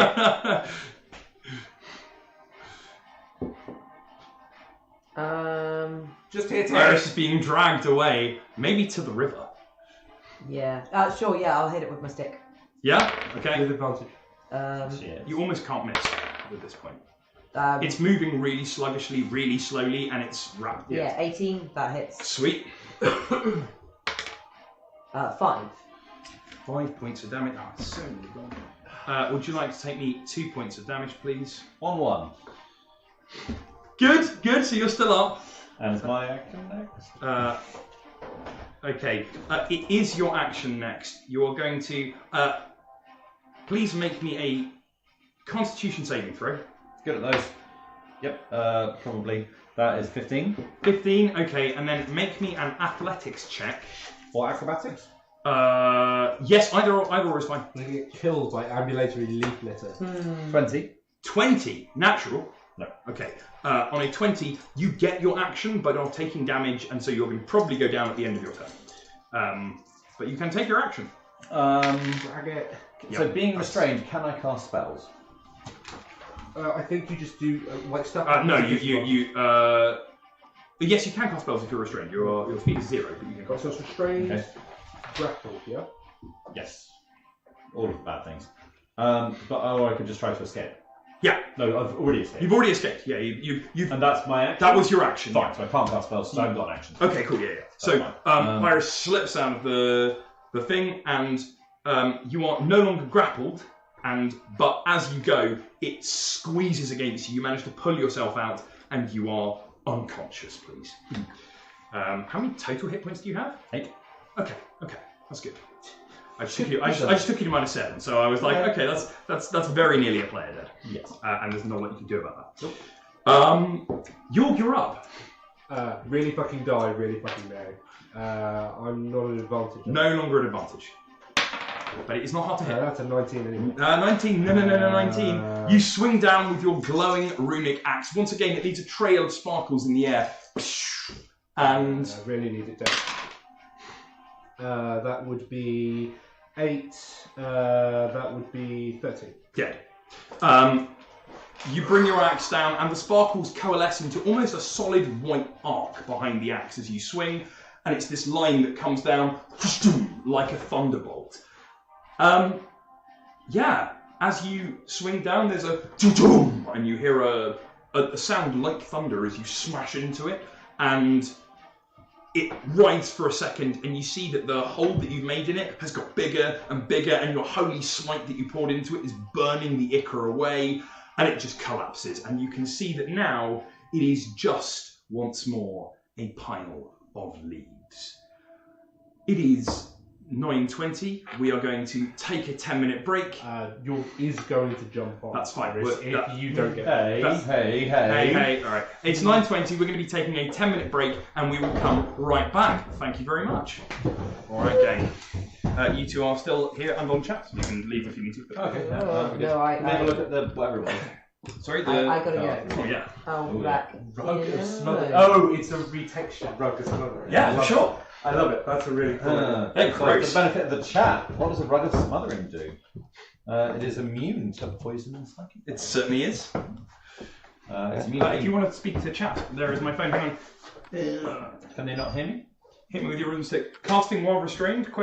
Ash is not sure. They can hear you, but you can then hear them. Okay. Oh, hello, chat. Yes. So, what does it do? Anti-magic susceptibility. I really character voice. The armor is incapacitated while in anti-magic field, whatever. If targeted by dispel magic, the armor must succeed on a Constitution saving throw. Fall unconscious for a minute. Damage transfer. This is why we were taking damage. While it's grappling a creature, the rug takes only half the damage dealt to it, and the creature grappled by the rug takes the other half. Well, that would explain why we kept taking damage. False appearance. It's motionless. It's indistinguishable from a normal rug or thing of leaves. Has one action, which is to smother. It really does. God, its mental stats are awful. -5 int, -4 whiz, -5 charisma. Why not? Smother +5 within 5. So +5 attack within 5 foot. The creature is grappled. Escape DC 13 until this grapple ends. Target is restrained, blinded. All those things Josh said. DC 13 to escape. Then it takes 2d6 + 3 bludgeoning damage. Ouch. That's pretty nasty.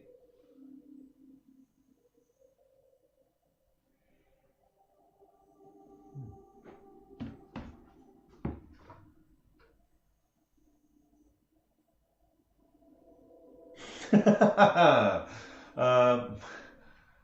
you talking about Josh there with the entire pencil sharpener? Looking around, well, there's a tape measure over there. That's got a wicked edge on it.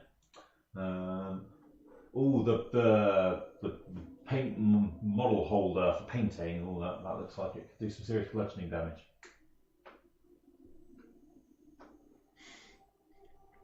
Yeah, that lamp. The lamp. I'm not saying angrily leave it. Yes. I know that lamp. I have that lamp. Unused laundry? Really? Unused laundry, maybe? Unwashed, definitely.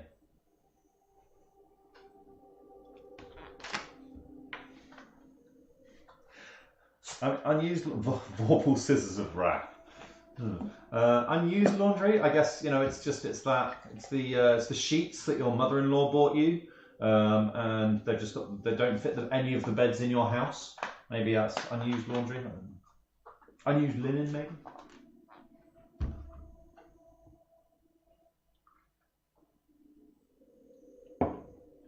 That's a plan.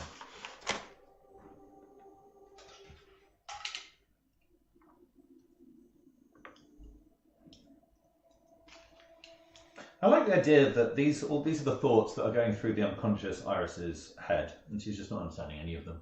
Vorpal Scissors of Wrath. Okay, yeah, that's a thing in my dreams now.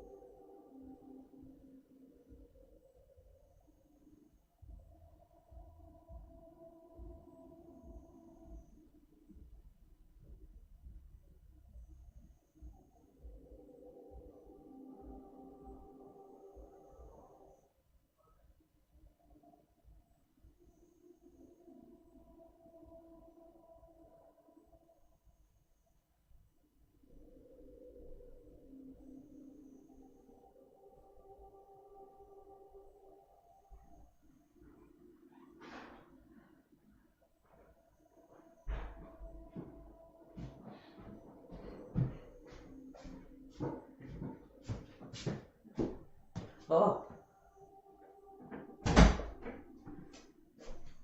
Everyone's gone.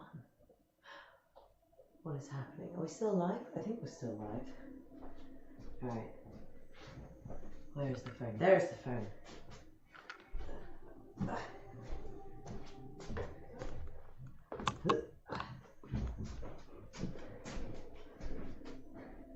Hello, chat. Yeah, I can see you're still here.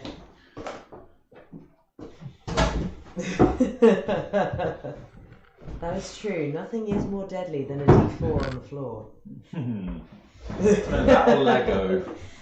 Hi! Oh yeah. I need to get my thing. There we go. Alright. Can you hear me now? Alright, here we go. Well, that was very exciting. Nearly killed by a rug. Rug of leaves. I can't believe it. I'm losing to a rug.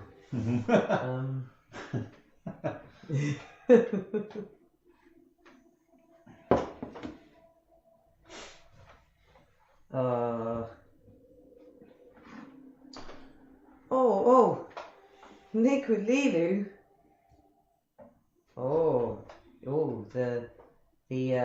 The bot has come in. Does it think that you're spamming us? Carpet monster. Ha! That is a marvelous thing. But made of leaves. That but made of leaves. That is exactly what happened.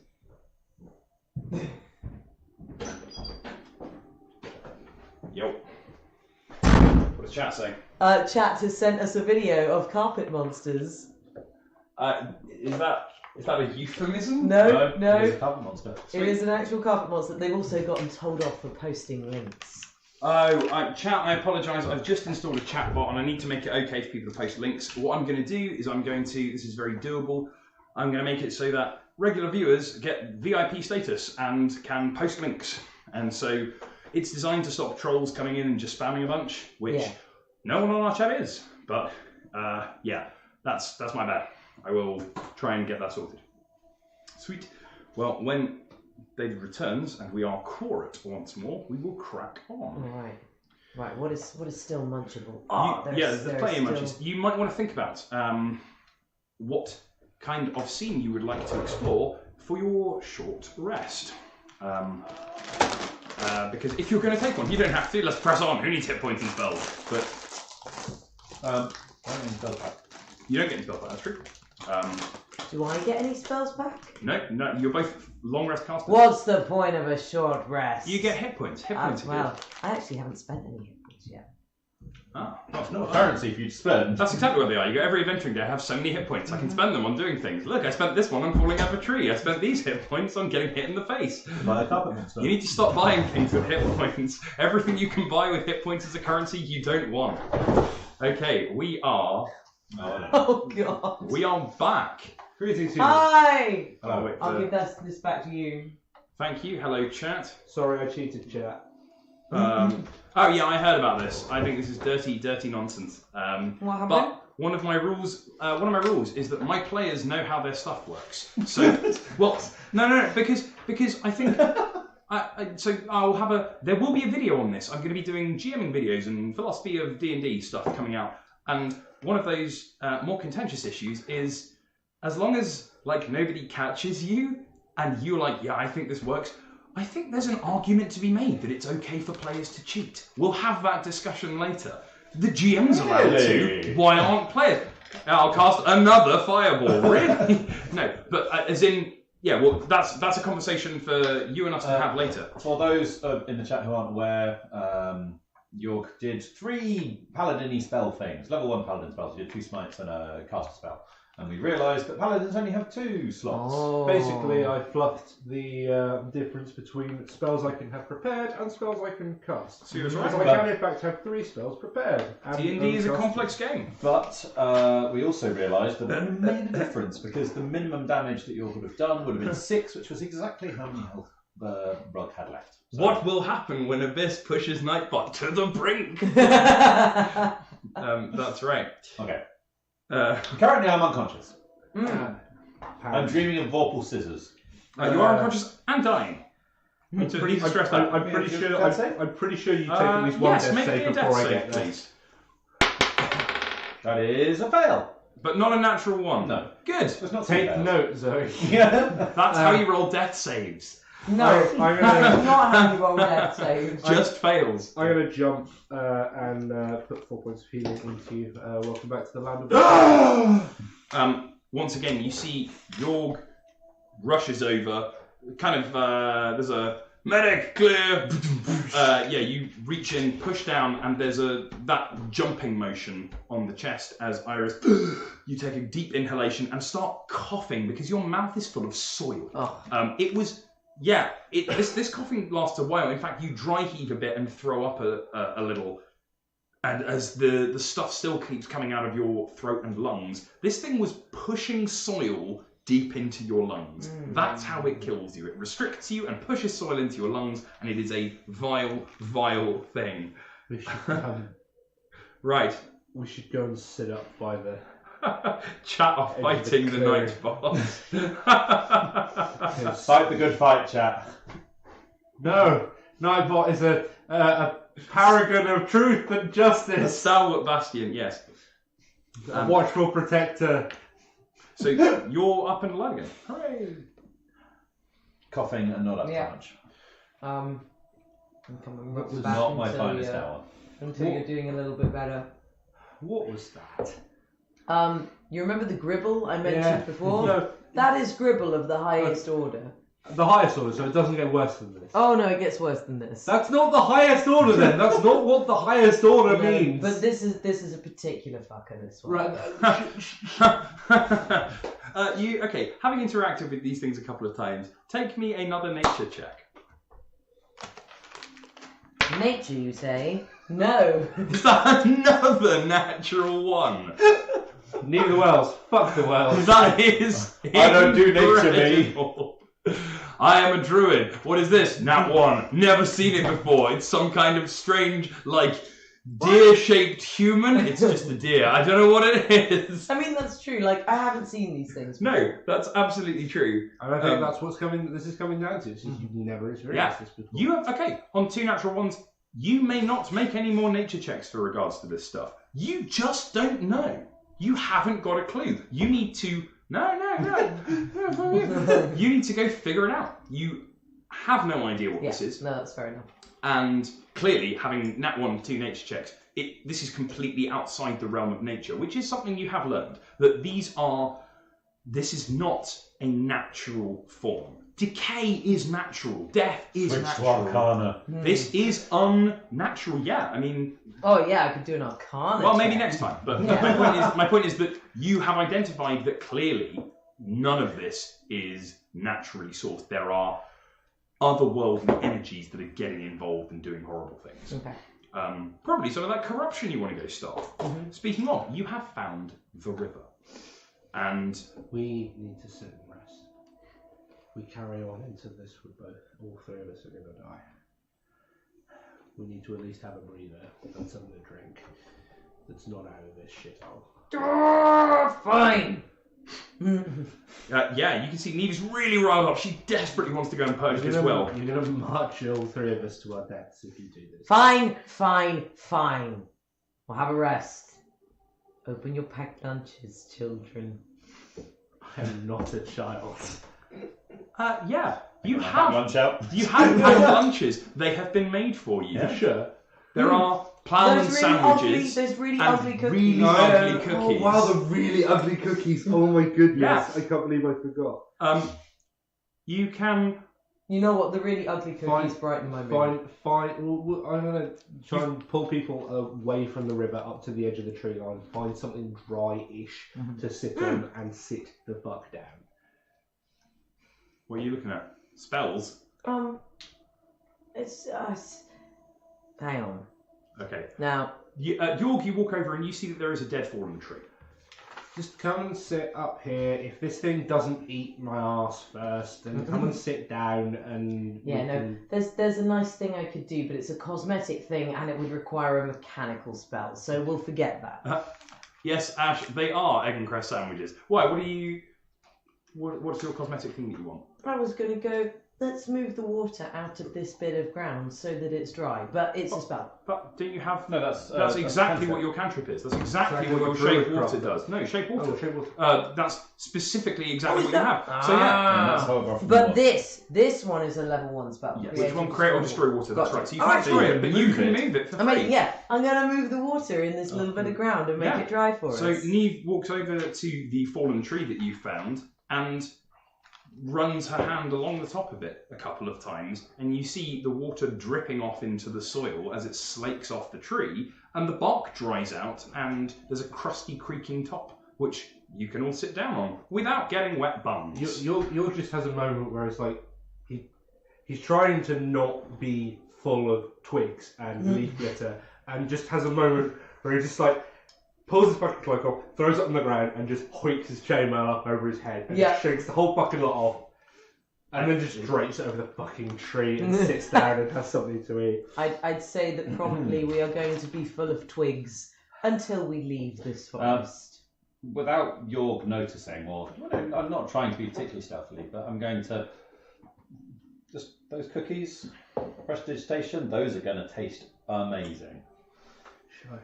Okay, yeah. So you've taken a couple of bites of this cookie, and it was made by somebody who's seen baking done, and so it's made with love and no skill, and you can't really taste the love for all the no skill that's in there. There's a there. lot of enthusiasm. Yeah. And you take another bite, and suddenly it's amazing. It is buttery and melt in the mouth, and it has just the right flakes of sweetness coming in.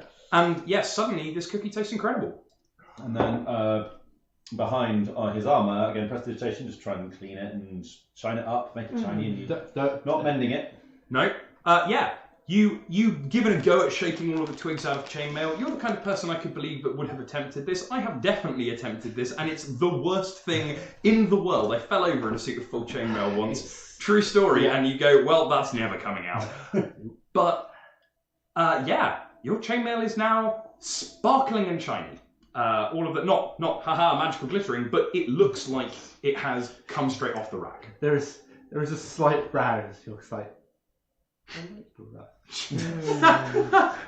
GM, send a lubricant elemental after them immediately.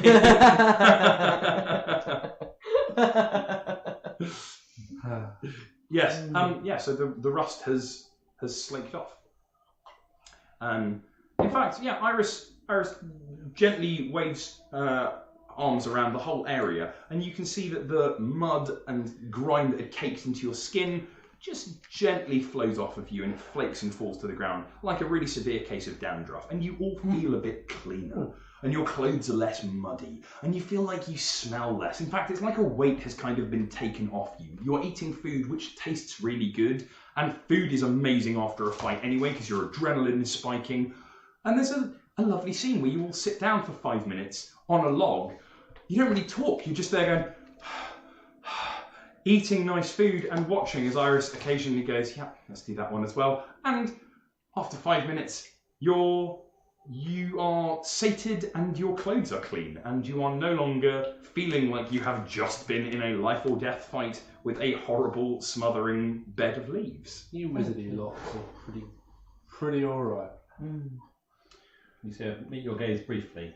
She nods. You wizardy lot are alright. Oh, thank you, York. There are some nights I could have done with this when we were up further north than this.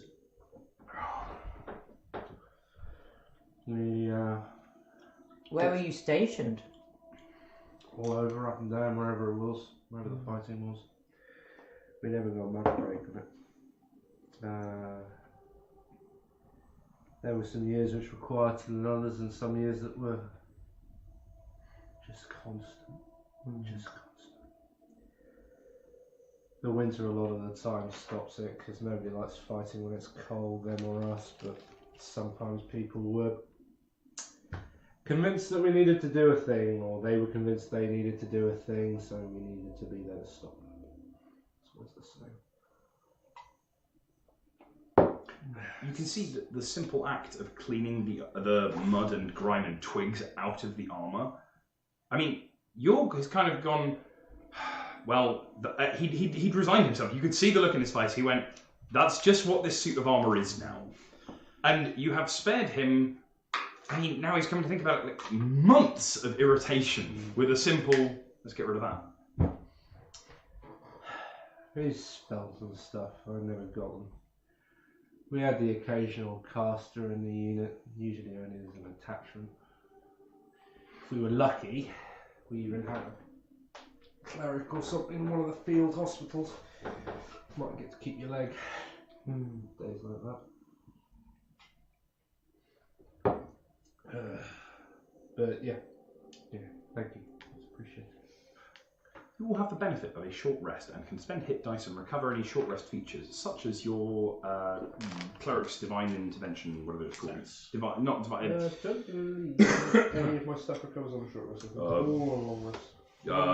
You've got I spend a hit dice. challenge and ability recovers on short back rest. up to full health. Definitely don't Yay! have channel ability yet. That's to me. Is it? Yeah. Cool. So Who can? There are so many something divine something. In your Paladin divine channeling, not Divine of divinity. yes. Paladins on. You've taken your armor off. I have taken one. Sweet. Can you please take me no points of damage and a wisdom saving throw, please? Hold please while I roll my healing first. Certainly. Smooch. When you roll for recovery, is it plus your con mod? Yes, it is. Oh, that's fine then. Yeah. 2 each dice. Correct. Probably just. Yeah, that's fine. So that's 9. That's looking much So better. back up to what? 16. That's pretty good. Okay. Sure. Wisdom saving throw. Wisdom saving throw, please. Wisdom saving throw of Not possibly enough. all right. Oh, it I've got like proficiency in that. Thank you very much. That's like a 9. A 9. Yeah, I know, right? A 9 is not quite enough. Another small bodkin comes flying out of the woods, and you see it strikes Yorg in the side of the neck. It just goes "Badoosh," and bounces off. This time there is a much larger puff of powder. The bag breaks on impact, and it's really, it's the size of the bag is about the size of a D20, and it looks like talcum powder. It's just gone onto your neck, and York goes, what? And falls asleep. Oh. I draw my find my crossbow. Yeah, there are days where you just wish that you had a fireball, right? Yes. And the bodkin flies over your head. Great. It's not a great shot, clearly. Okay, What I'm listening is we're taking it. I'll wake York. York! You wake up. What? Okay, I'm arming my sling. Can I see this thing? I grab a shield. Take me a perception check, please. York picks up his shield. We get ready. We're still not quite an initiative, but we're geared for it. That's fine. Probably not enough. Where's my perception? What do you get? 11. 11. Oh, am I rolling initiative? No, we're not doing initiative. It's fine. We got some more finna. Look, we we don't just do this. had This to is fight absolutely perfect. really aggressive leaf litter. Can we not do this? What language? Bryson. There's a bodkin comes flying over your head. I think I can't roll above 3. It's really annoying. How many think can't? So I can't see it. It's gonna run out of arrows or something. What did you roll? I rolled. Did you get 19? No. Then you did not see it. No. Okay. It's got loads of arrows. I'm gonna keep my shield up in the direction. Yeah. Well, you can see, you feel the direction it came from. As a soldier, your instinct is just to get behind the fallen tree and put your shield on. Yeah. Sweet. You're pretty sure at this point you're in a fairly defensible location. Any archer firing at you is going to have a hard time hitting. Cool. I will crouch behind York.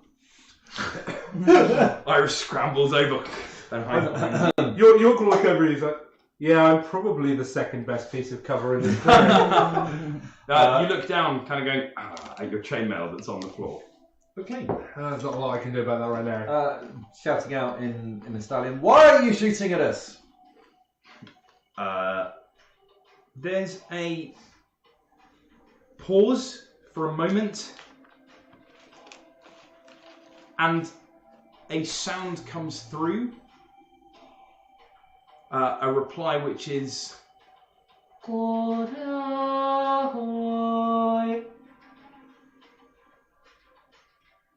That was vocalized. Yeah. Okay. Do I recognise that? You certainly do not. Okay. Okay. Can anybody speak any other languages? I can. It's not Sylvan. It's not Sylvan, And it's but you not. haven't tried Sylvan. I'm saying you should. I'm saying that that was not Sylvan. And it wasn't Elven. It was neither Elven nor Sylvan. It sounded like a song. Oh. We should try singing back to it in Italian. You want to sing off? I'll give you a sing off. Okay, what do you think? Your eyes probably roll into the back of his skull. I at like this. point. I like this a lot.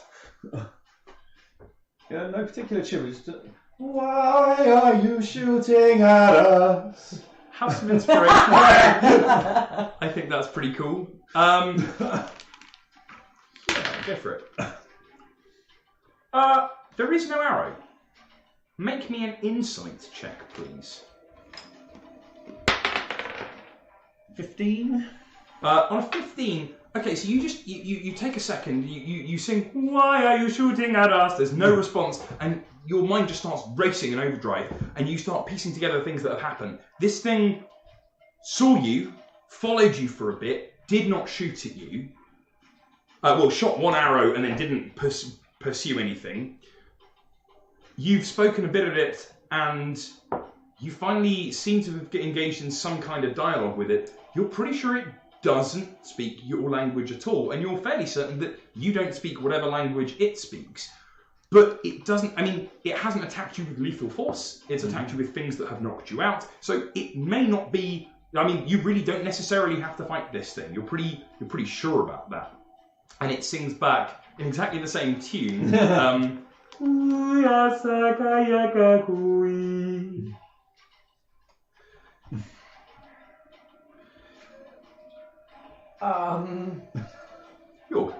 Well.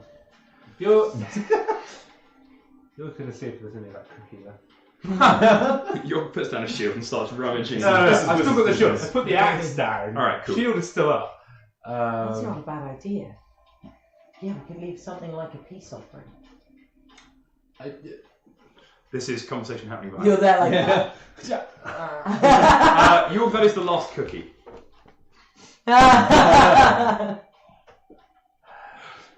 Important. I hand it over to you. Neve eats it. Neve, you take the cookie. The rest of the party seriously died in these woods. I'm sorry, I'll make sorry, it Fred. nice. I don't know what happened to them. They just wandered off into the woods and died. I told them not to go. So, so you can do a little bit of prestidigitation to make it all nice? You said there were goblin-like creatures in the hole I did. that the carpet was covering. That is correct. Goblin-like, Correct. but probably not goblin. So it might be the red-hatted arrow firer species. The lesser red-hatted arrow firers.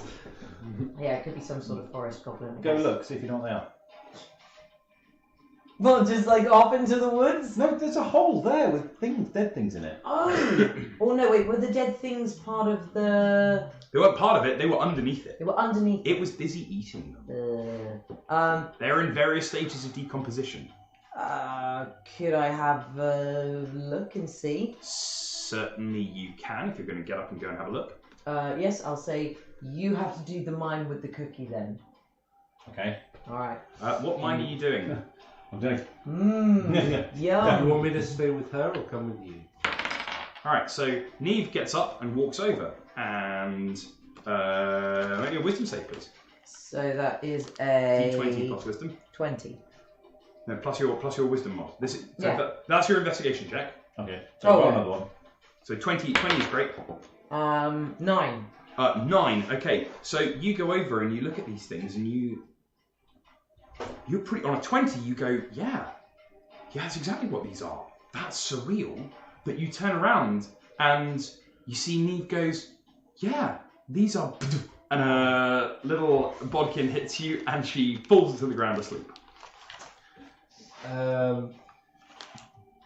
Right, you wake her up. I'll do the miming. I'm gonna keep myself covered with my shield and go and while keeping focused visually on the tree line, Yep. basically nudge her awake with the back of my heel.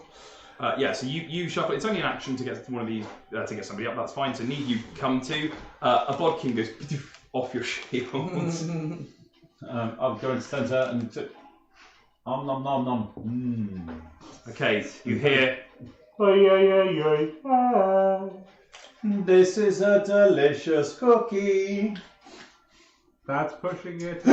Okay. It is because I cast presentation. Yeah, this is a delicious cookie, and you hear.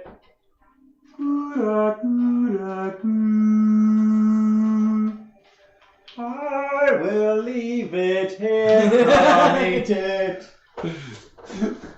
You leave the cookie on the floor and back away.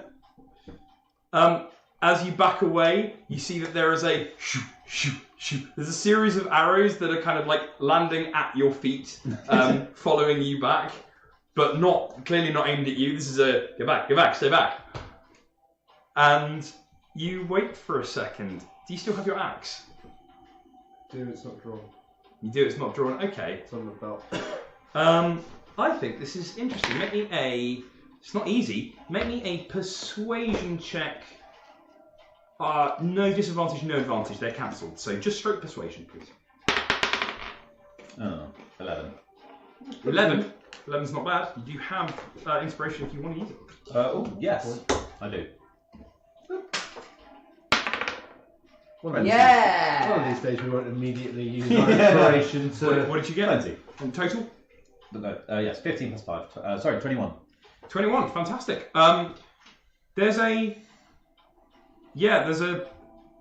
arrow that comes just in front of you, and then another one right by its side, I'll back away.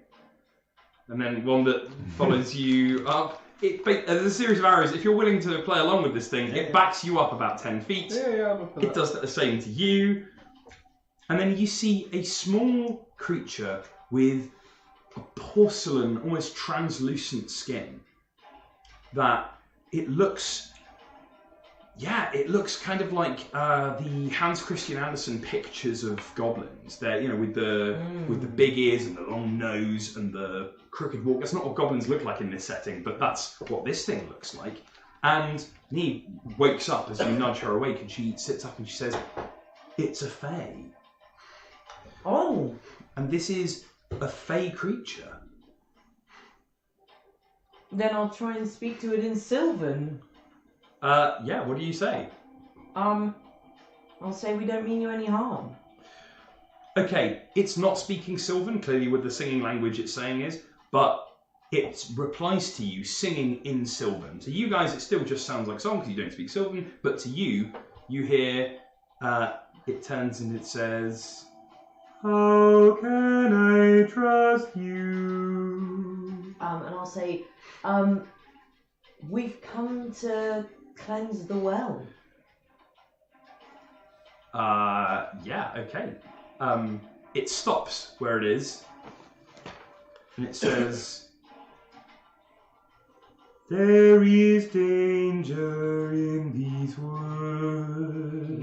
You don't say. I have saved as many as I can. Travel well and travel safe. And he turns and disappears into the forest once again. And Cookie? no, he hasn't got the cookie.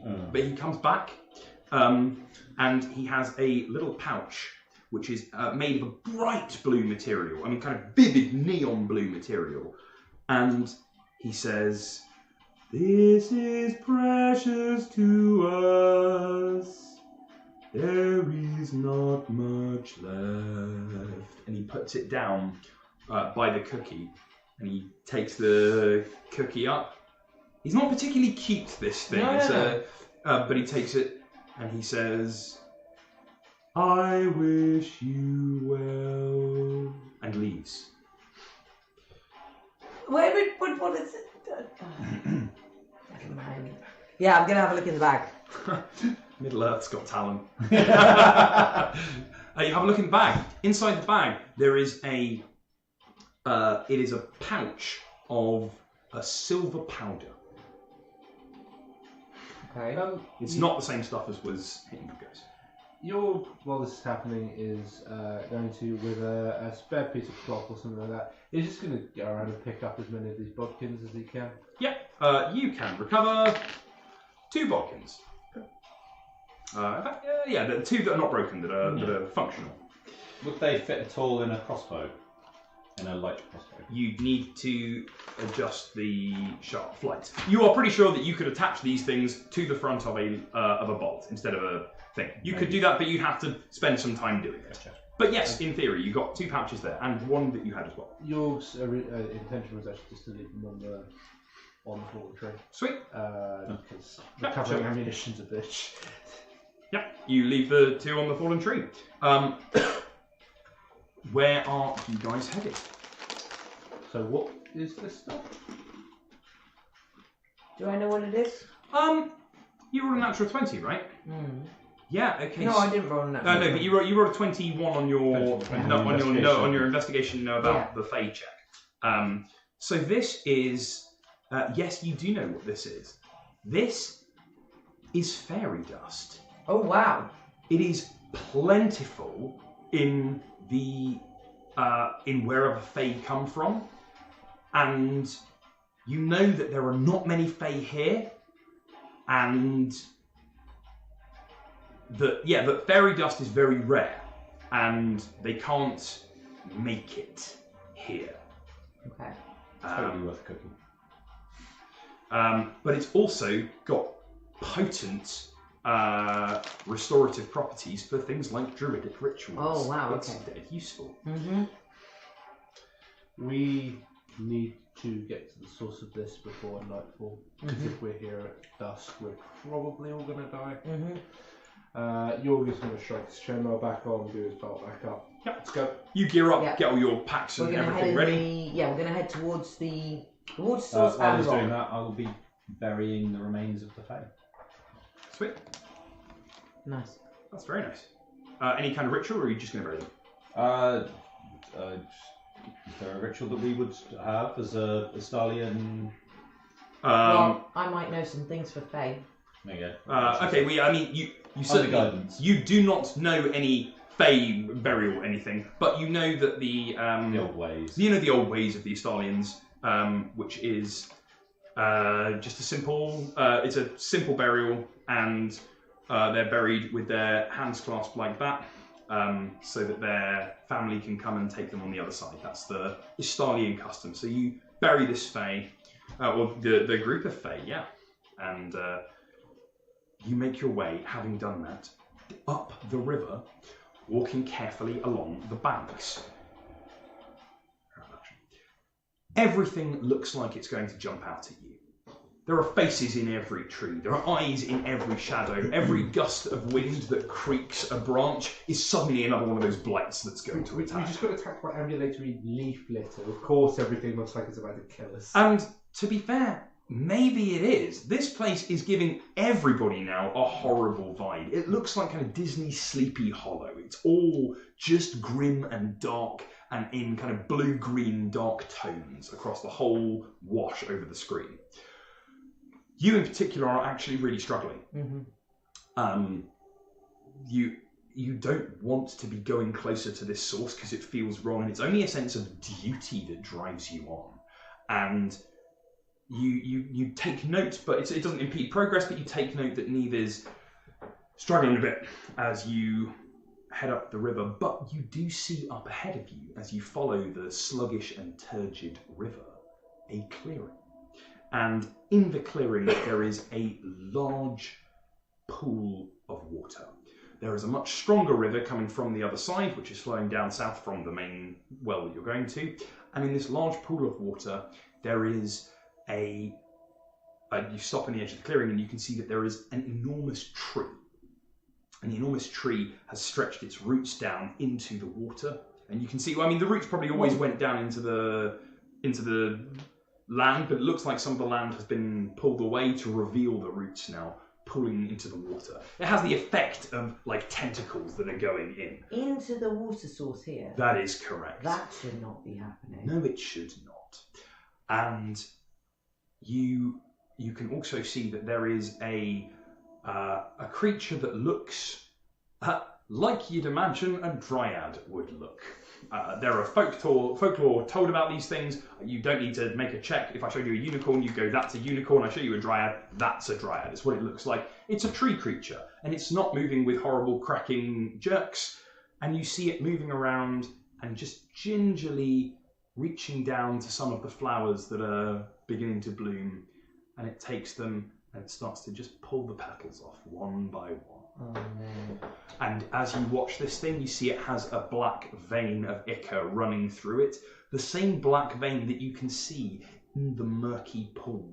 In fact, now that you look, you can see some of this darkness going up the tentacles and into the, up the tendrils and into the giant tree. But that is not what catches your attention. For on the far bank, you can see proud and gleaming a large black stone obelisk with golden runes cut into it on all four sides. You recognize some of these runes. In fact, one of them is on the pendant around your neck.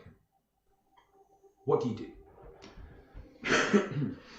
You're just going to sit close to these two and follow their lead. This is really bad. Mm-hmm. That dryad should be caring for the land, and it is mad or broken or something. Can you fix it? Maybe. Fairy dust? Well, the fairy dust will go some way, but... You can do better than me. Have a bet. Mm-hmm. Kira's like, do it. I will try and keep its attention. We can probably get the fairy dust to it without having to go that close. There's lots of water around here. Yeah, but all of it's flowing away from the water yeah. source. It's continuing to walk around the edge of the lake. Can you get the water, put the fairy dust in the water, and then send the water to the dryad? I mean, it can be done. It can definitely be done. Okay. I wonder if any of that sleeping dust might help. Let's not make this any more complicated than it needs to be. If it comes down to needing a distraction, I'm pretty sure I can distract it for a bit. Okay. However, I'm also assuming from what you're saying that you'd really not like it dead. Yes, if we can help. Okay, I'll do my best. Okay. So, I'm going to take a little pinch of this stuff. And I have some pure well water. Ah, amazing. You have some pure well water on you. Yeah. Because it's a healing potion, it's originally a It well is water. a very useful thing to have. And I will put a little bit of the fairy dust into pure well water. Okay. And So you have a pouch of 4 uses of fairy dust. That's it's got 4 pinches of fairy dust. Yeah. You've used one. Yorg is going to pull the mace out of his back. Yorg is going to pull the mace off his backpack. Okay. His axe on his shoulder. Sure. So then I'll cross mine. So you've got a big iron cudgel rather than your gleaming magical axe of Lancelot. That's fine.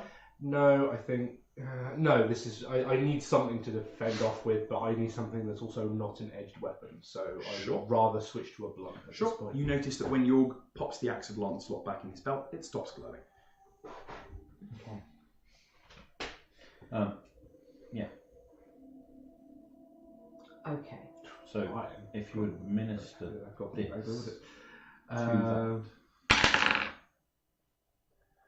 You alright? I'm fine. Okay. keeps rolling to see if you can spot us. Basically, yeah, I'm Hopefully stood, he keeps Um, going. I'm stood very in front of the two of these, and I am So just boat fixed on it. what I'm I am just watching. gonna do then is I'm going to pour this water into the water source here, and then use shape water to send it upstream and into the main water source where the dryad is. Okay, you empty the healing potion into the well. You empty the pure wellspring water into this lake. And there is an instant reaction. As soon as you do this, the water, it's like oil on water. You pour it in and your water seems to glow with a light green against the dark, manky purple that this water is sludging around. And it spreads with the force of your magic. I need you to make me a wisdom saving throw, please. Okay. Ruh-roh. Nope. What do you get? I don't know. It's not enough. I need to know. He does. So you had 3, and you've got proficiency, you had another 2, so you had 5. Okay, so 9. 9. Okay, so on a 9, you put it in and you use your shaped water and you start pushing it up from the rivulet that you've gone into the lake itself. But the lake itself is corrupt. It is dark and it is pushing back against your sliver of water. So you are stood there trying to press it in and it is fighting you back. You can see that almost from the tree are coming ripples that are helping to push against the tide of your water. You are keeping it in place. It's not being swept away and lost, but you've got a wall of water at the edge of the river. In fact, you can see that because you're keeping it in place, some of the stuff is pulling up onto the banks because it can't get through. You are trying really hard to push this into the well, and the well is fighting you. I'm not saying that you can't do it. I'm saying that you haven't done it yet. That's what's happened. At this point, it's going to be initiative, please. One of these days I'll roll initiative 4. Dryads can roll initiative. It turns out 11. Iris, stay close to me, help her. 11. What did you get, Iris? 12. Okay, so Iris on 12. Neve on an 11. And Yorg is on like a 3 or something. Yorg, that tree shouldn't be there. Sort it out. So, I also need... going first is Iris on the 12. So there's a dryad which hasn't moved towards us yet. It's turned as soon as you drop the water. Oh, right, in. totally not what I'm doing. I am going to, drawing on the power of the stone around my neck, I'm trying to send that power out and share it with the people around me. So I'm going to cast Bless on the 3 of us. Sweet. Sexy! Yeah, you do that. So all What 3 that of you. means, for those of you who don't know, is when you make an attack or a save, Attack or saving you add an throw. extra D4 to your roll. Nice. Congratulations. Consider yourselves blessed. Ooh, bless them. So Bless I have a spell up which requires concentration. Yep, that's amazing. So that has happened. It is now the Dryad who sees you casting. Oh yeah. Okay. Right. So the Dryad turned with fury and looked at you, and then everyone who wants to commit me an insight check. It's not an easy check. 19? 10. 1910. Not enough. Okay. Yeah, the Dryad, you cast Bless. You hold this and you think about the focus and determination and kinship that you have with these people, and that spirit flows out of you. That's how sorcerer's magic works. It's just kind of an innate expression of will. And you all feel energized, and you all feel it's like the gravity of the situation has just given you focus, and you're like, yeah, okay, we can do this. It's like you had a really excellent motivational speech, and you're all fired up and ready to give it your absolute all. The Dryad turns directly to look at you as you cast this spell, and you see something like shock in her eyes. She turns and she barks at you. She goes, Kurai, please can you make me a wisdom saving throw? With your fucking bless, yeah. You wait till I get power limit. Well, that's not very good. 8. 8? Yeah. Excellent. You realise that you must be in the wrong. This Dryad is meant to be here, is meant to be protecting this source. You've come to try and corrupt it. You've come to bring your alien influence into this source, and that's a bad thing. That's what happens to you. I might not get my action next round. Neve, oh no, you do, but you must do it with you can choose how you interpret it, Okay. but that is a truth right. as far as you are concerned. Gotcha. Neve, that's what dryads do. You can attempt to push it through again. Yeah. With an extra D4. Yeah, you get a D4 now. Cool. A wisdom saving throw? It's a wisdom saving throw. That's how I'm running this. So that is a 10.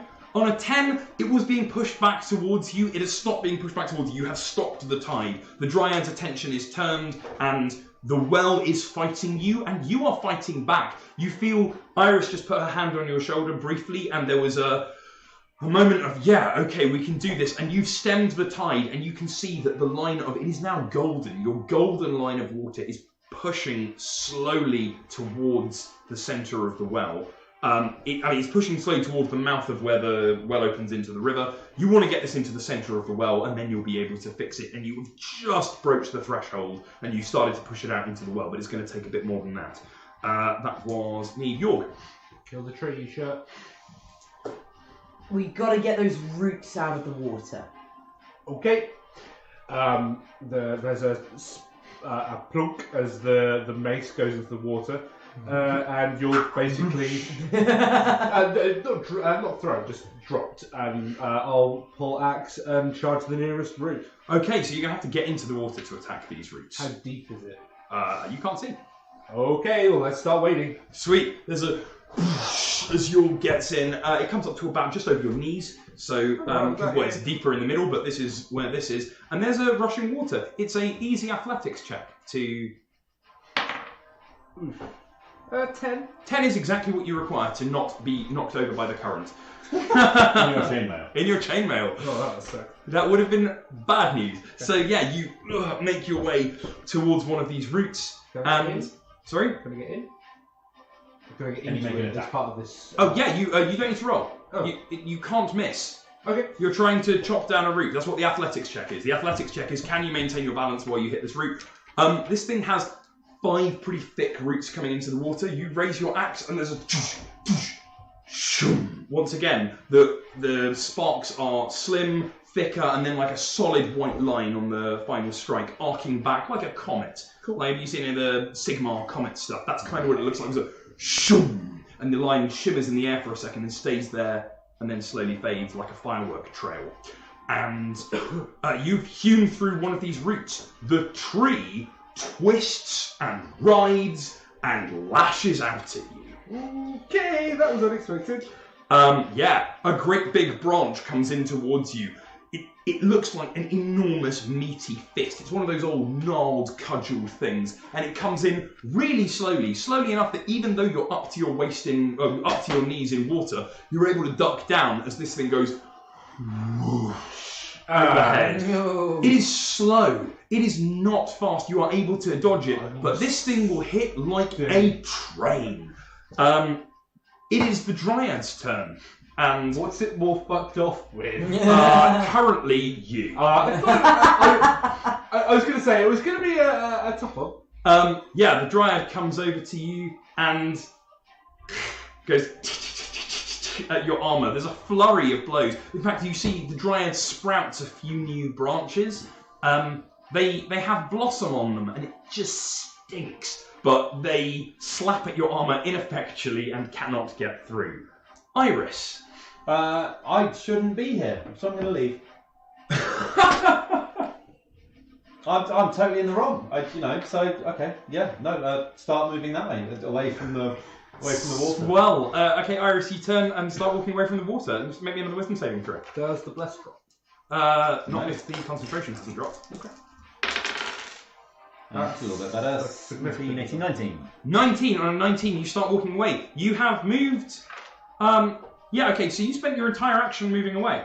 That's all you did. So you have moved as far away as you can. You are 60 feet away, and you go as soon as you're away from the pervasive, ever-present, heavy thickness around the well. You're like, what am I doing? What am I doing? They need me, and you turn and realise your mistake, but you're going to have to spend your next turn at least your movement is going to have to get back in. The Neve. The Neve. The Neve. The Neve.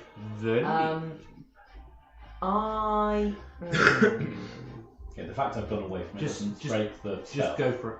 Can I do a cantrip and a spell at the same time? No. Cool, right. Then I keep trying to push the... Unless you get an action, a reaction, and a bonus action. So you can cast you can cast a cantrip and a spell in the same turn, but they can't both take an action to cast. So, for example, your healing word is a bonus is action. a bonus action. But So you could do shape water and healing word. but at the moment, I think we're all right. No, Okay. You've got a thing. You felt there was a break in the concentration of the well as you were pushing at the exact moment that Yorg severed through one of the limbs. So you could press the advantage on that. Push that. Yeah. Go. Sweet. Make me a wisdom saving throw with advantage, please. So you roll 2 dice and pick the highest one. Keep the D4. Wait, so keep Keep the d4 and roll the... okay, so it's... re-roll the d4 for your second roll as well, because it's a separate roll. Cool, it doesn't matter. So... 13... Bad D4.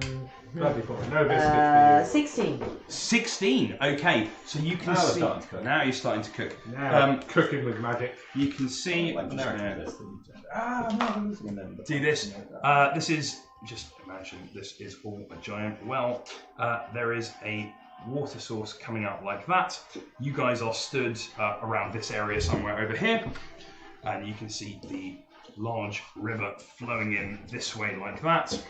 Yeah, Iris has run away. There is... Sort of from here. I think you're close to the bank up this way. That's right. There is a giant tree. I'm going to use this for the tree. There it is, with its roots branching into the water. There is 1, 2, 3. No, it's right. I'm using that for something else. Not this session, but that's Okay, cool. I have plans for those. We haven't ones. seen how far. We haven't seen the dryads. And you have cut through that that root right there. That's the dryad. The dryad has come to have a go at you and is right there. The water that you have pushed is a golden wave, and you have Yes. You Get have- value out of these D4. hell yeah, you have managed to create a barrier along the edge of the well like this, and you've squished it out. You still have quite a chunk of water there, and it's because you're pushing at it, you can see it's actually starting to spread. So even though you only started with a small amount of well water, you are now you now have expanded its influence, and you are fighting the well, and there is other things that the well is trying to deal with right now, and this is growing. So the golden influence of your water has stretched out a little bit further. And we will continue with it is York. Fighting every instinct I have to lump this thing in the face, I am going to let it get a free swing in as I'm coming for this one. Sweet. Okay. So yeah, you stepped over to there, and make me. Okay. So it attacks you for sure. It attacks you, and oh boy, it hits. Shiny. I like it when things hit. Would you like to take your DR3, right? Yeah. Would you like to As long take? as it's not magical. If it's magical, it goes through. This is not magical. Okay. 4 points of damage, please. It rolled back, so Ow. it's not that good. It's nice to know how bad it can get. Yeah, Dryads aren't very good at actually doing the physical attacking stuff. They've got other spells and stuff. Speaking of, the Dryad's going to turn and look at you, and... I'm quite far away now. oh yeah, you're quite far. So I'm 60 feet this way, plus, be honest, so 70 If feet. she's going to spell anybody, I assume it would be. Mm, But it's still my turn. I'm still if 70's still in, then oh great. yeah, because it's not the Dryad's This turn. is No, my turn. They're all good. It's not 70, so that's what the Dryad makes an attack I'm opportunity. going Does to that. hew through the seconds. Make me a athletics check to stay standing in the water. With bless? With Or- no, not with that. But, that's guidance. That's what Okay. it's for. Yeah, it's plenty. Many huge. Sweet. In which case, yeah. With that athletics check, you step to there. You step slightly further than you thought. So you were going to there, and you have stepped one further over the root. And as you go, you simply bring your axe round and carve through it. Yeah. And there is another flailing scream, and the tree is going to have a go at you once more. It swipes down. Yeah, this is going to be more of a problem. Yep, it swipes down really hard. And it whoop into your side. How many hit points do you? Don't tell me. Don't tell me how many hit points you have. I'll tell you how much damage you get. Aw, okay. Would you like to take me 10 points of damage less whatever your DR is? That's more of a problem, but okay. Yeah. Oh, and another athletics check will go prone. Give me a second. So it's 10 minus DR. 10 minus 7. DR. Yeah. Sorry, it's only slightly below. Still conscious and still hopefully upright on 21. Amazing. 21, that's fine, but you are pushed quite a bit. As this huge knotted branch clubs into Jorg and pushes him away. It is taking out a second root. But Jorg has taken out 2 roots, that's correct. I'm going to put you on root destruction duty. Thank you. It is now the There's probably blood in the water from somewhere. It's now the Dryad. Okay. And the Dryad is going to turn and look at you. Yeah, I feel like there's probably blood coming from your ears. Where's like the he's been standing poleaxed. stone? Your face is a mess at this point. Where is the standing stone? The standing stone. I quite like that actually. The standing stone was on this side. It was on the other side to the giant tree. So there is. Work with the props you got. Yeah, there is that even shot even remotely. Oh, it's a little bit. Yeah, okay, cool. There is the standing stone. The Dryad is going to turn and it touches the tree and it melds into it. Okay, that's good.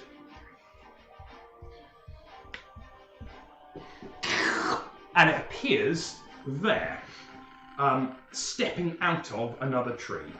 Because Dryads are just dope. And it goes, make me a dex saving throw. What's this? Wow! That's what I imagine. No, 8 again. 8. Yep. Lovely. Roots and vines leap out of the bushes around you and they wrap around your legs. You are held. You're going to have to try and break out of that somehow. Okay. Or just stay where you are. That was the an Dryad. option. Iris, it's your turn. Okay, I am going to try and get out of there. I'll try and break out. I'm going to try. I'm drawing its attention though, which is good. Yeah, you are. So I'm going to try running over there. If I can get out. How do I get out? How are you attempting to get out? Tell me what you're trying to do.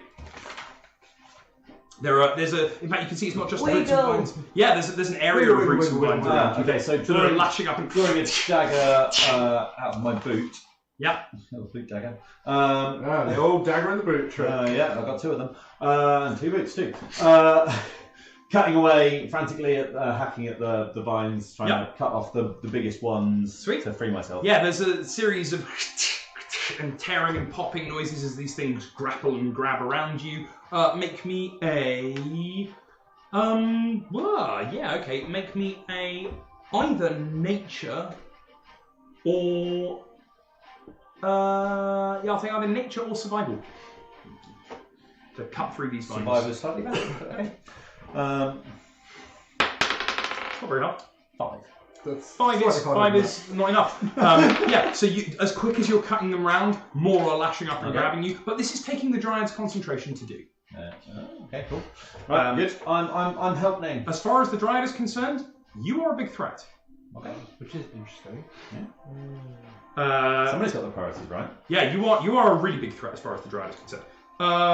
Neve, you're fighting the well, and the well is, you can see that these ripples that were coming have really slowed. This well is dealing with other stuff right now. Mm-hmm. What are you going to do? I'd like to take a drop of the good well water and use it for a create water spell to make 10 gallons of clean water. Oh, that's awesome. Oh, that's really cool. Yeah, using this as a source material, I think that's fantastic. That's really sweet. Would you like to roll me a wisdom saving throw with advantage, please? Probably don't need to re-roll that, but you know, Might get a crit. always worth it. D4. Yeah, crit for sure. Yeah, 24. 24? Okay, that's absurd. Yes. 24 is way too Because many. you're using yellow pyramids, Yeah. it does look quite a lot like me pissing in the... Oh, enough. Why would you say... No, it doesn't. Shut up. I'll take them off the table. That's not... It's golden energy. Now stop being a knob. Right, the wave of golden energy massively expands, and you can see that it has spread across fully half of the lake at this point. And you see Neve take a couple of steps into the water and stands among it. The water pooling around her legs and glowing as she does. And you can see that it is burning away the darkness within the well. Your good, clean, pure well water has spread across the lake, and this is now a clear and a crystal clear translucency through the golden light that you can see. And there is a line of battle between the darkness and the light fighting in the centre of the well. We have 27 viewers. Dramatic moment. Yes. You push and the light continues to press forwards, but it is no longer your initiative. We have moved on. Yorg, what would you like to do before this tree beats you to death? Take another route before I go down. Yeah, here we go. There's only 3 more, right? I was told to deal with roots. I'm dealing with roots, You're alright? doing the right thing, but like, don't die doing it. Oh my god. That's my action. Yeah, maybe you need to make the athletics check. To cut through it. Right, okay. Yeah, the athletics check is just to stay stable in the water. Cool. It's much easier now, actually. To 18. On an 18, once again, Yorg brings his axe round and severs through this root. This is root number 3 that has gone. Can you mark that off for me, please, Jacob? And the tree screams. There is a piercing scream that bellows from this tree, and it sends frothing wave of darkness emanating from the 2 remaining roots to come and try and bolster the support. And it lunges, and then it tries to lump you in the face. It's not very good at it. I rolled an 18 last time. Even with a +6, I don't hit you. I'll take the win. Yeah, I hit a 17. So yeah, the massive branch comes, and you see it just in time to put your shield up. Yeah. And it feels like if that had hit, that would have taken your head off. Yeah. It comes in with a boom, major impact on your shield, but you stuck under, and you managed to make your way another step forward towards the 4th of 5 branches. The Dryad is lunging at you, Iris. Okay. It's coming over to you. This is fascinating, but I am not registering as a threat, but she is. This is weird. Yeah, it hates you. It's come over to you, and well, I mean, you are clearly a threat, but Iris is a problem. No. For some reason, she is more of a threat. And York is a little hurt. makes 2 attacks, hits with 1. Can you please take me 3 points of damage? As the Dryad's claws rake into you. Yeah, you're pinned in place, and this Dryad is scrabbling away. And as it does, you can see that every time it draws a little bit of blood from you, it grows a little bit more blossom around it. Iris. Okay. I've got to get. So I'm still grappled by the vines. You are still grappled by the vines, yeah. Okay, so I think I've got to take my action to try and free myself. I think that's the only. I need to get away from this thing, or at least keep it busy. And Sure. Running away seems like a Make good me either if you're continuing with the hacking away, then make me a survival or a nature check. You can do so with advantage this time because you spent 2 turns doing it. There, have a d20. plan. Oh, thank you. 12 plus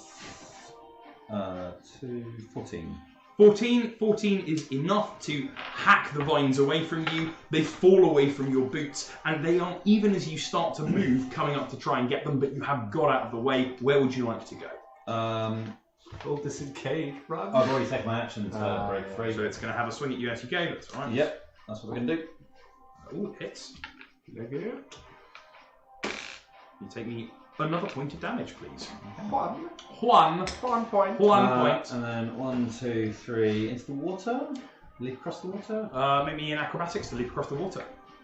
Wow, look at this action turn. Dun, dun, dun, dun, dun, dun, dun, dun, dun. Yes, 20. 20. Okay, so Iris reaches down, pulls out her second boot dagger, brings them in an arcing cross around her. As she rolls forwards, she pulls the vines that are holding her to maximum extension and then slashes through when they're taut, rolls to her feet, and in the same motion springboards across the water, rolling to your feet on the other side. We would have been super impressed had we not got this super Has anybody seen that? You turned and you were like, guys, did you see? Did you? Is the gold spreading downstream as well? It is, yes. The golden energy has begun to. More default. Yeah, the golden energy has It's begun to. important because that probably might be an anathema to the corrupted. It might well be. Nice black. I like it. I like where the So, black's Neve, going. you're up. More of the same. Okay, yeah, no, that's fair enough. Make me a. Do it. Make me the check. 21.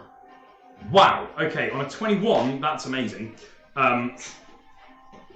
Yeah, mate. Only one on your bless All of one. these gold D4s, I'm going to get use out of them. Hell to the yeah. On a 21, there is a sudden surge forward, and the purity of this well is almost there. The darkness, the corruption is hanging on quite literally by a thread that is attached to a tree. And you can see that you have a golden shining light spreading all across the well. You hear a voice reaching out to you, and it speaks directly into your mind. And this voice says, Why would you fight? This is inevitable. All will ultimately fall. Cool. Fair enough, that's what you do. Thanks for the input, voice. Not Doing while- my job. That's why I have the. Yeah. So yeah, that's in your head, and you maybe have a chance to respond in a second. But Jorg, there are 2 branches left of this tree. Well, you know, yeah, more of a second. Let's do it. Let's hack another branch away. That is 22 on. You definitely hit it. Yeah. On the Vault over, stand next to the last check, one. On a not fall 22, over. yeah, you smash through a branch and vault. Yeah, you are standing right next to the next branch. The tree looks incredibly angry and incredibly feeble. It brings, it's managing to emote. This tree is filled with rage and brings down 2 branches in a. You do fine. It lands on you for 9 points of damage, please. I'm so Before the conscious. Less your DR. I'm so conscious. Oh no. Bad news. In the water Yeah. Oh boy. with chainmail. Yeah, I just get the impression that the branches come down and York just doesn't surface. Yeah, there's a. The paladin is driven under the water But and there's. doesn't come back. Okay, but this is a heat. Yeah, we'll see what happens. We'll see what happens. Water. Ooh, Maybe not there yet. Okay. It's not there York yet. has been driven under the ground. The Dryad is going to chase after you, and Is it going through the water or over the water? oh yeah, okay. So the Dryad here is going to touch a tree that's next to it and go. No. Yeah, Teleporting touches a birds. tree next to it, goes and comes back out of the tree and is just swearing at you in some language you can't understand. It stalks up and down this side of the bank and appears to be unable to teleport across. Yeah, that's what the Dryad did. It went, haha, I'm going to do this thing, and it didn't work. So we are, in fact, back to combat. Such as the strings. And then, Iris, you're up. Right, well, it's after me, so let's keep it busy and run this way. 2, 3. Yeah, full dash next to the stone. You've got a Taking movement. cover Got no spells. I'm behind the I've stone. got no spell slot, sir. Yeah. Speaking It's of alright, I've time. got things I can do. So I'm just running away, trying to keep this thing busy. Okay, so Chasing you after me. run. Are you touching the obelisk? Not yet. Cool. So Iris runs up and so kind of hides behind the obelisk, and the Dryad curses at you well, in a more sensible than that, but can't get across the water. Neve, Thrash metal. you're up. Thrash This metal thing person. there is one tiny branch tendril that has sprung down into the water that is the source of the pollution now, and it's just pushed Yorg down. You can feel this well is ready to reform, it's ready to revive, it's ready to become once again what it should be. What do you do? I don't know. So the water was originally helicopters. Yeah, no. Okay. I guess I'm gonna go and try and deal with this. So, what I'm gonna do. The old Blag grin. that was a smile and a half. What you got? Is okay. I would like to try and freeze a shelf of this water, understanding that water floats to bring Yorg up out of the water. Have some inspiration. Yeah! That's amazing. You still have the control of your small pool that you were using to spread. Now that now you're fighting on a more primal level with this well. It's your will against the corruption, and you are standing there for all that is true and right. But you still have this little pool of magical water, which you spin out in a disc, scoop up Yorg, freeze, and then let it float to the surface. Yorg, you are brought up to the surface. Can you please make me a death saving throw? Excitingly, not drowning. Hot piss, I pass. Ah. Sweet. Is that literally the first death saving throw that anybody? I think that's the first pass to death. Oh no, Right, that hasn't been a right. natural 20. Yeah. Yeah. Yeah, it's the first straight pass of a death saving throw. It's now the Dryad, who is...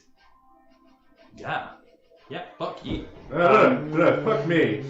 The Dryad is going to tree hop to here. Yeah, the Dryad No, fuck me. Tree teleports. This is legit. and spends an action attacking you. Fail a death save. Sure. It's my DR coming? Sorry. Actually. No, actually, it legit does. Oh, yeah, roll she damage. has to, Shit. she hits you. It doesn't do any damage, does she, Josh? She totally. She has 2 attacks. Fuck you. Yeah. Okay. Would you like to take me 1 point of damage and fail a death save? Thank you very much. There we go. See, fine. We're good. Don't get shitty with the GM. Yeah, that's her action. Beating up an unconscious paladin. Iris. Okay. Seeing Yorg float to the surface and then having The Dryad appear. Tear Dryad it apart. appear, yeah.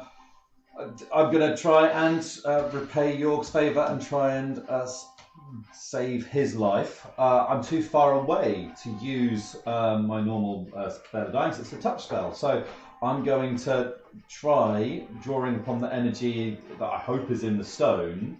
And I don't know, try and project this spell a distance which it can't normally do, but amplified maybe through the water by the stone. I don't know. I've got nothing else I can The try. flag is strong in this. Sure. Okay, you see, you don't see, you don't nobody's looking at this. Everybody's got their own shit to deal with right now. Iris reaches out and touches the obelisk. Comes down to this side. Okay, right. Iris touches the obelisk and the entirety of it glows. All of the runes start shimmering gold and jetting out light.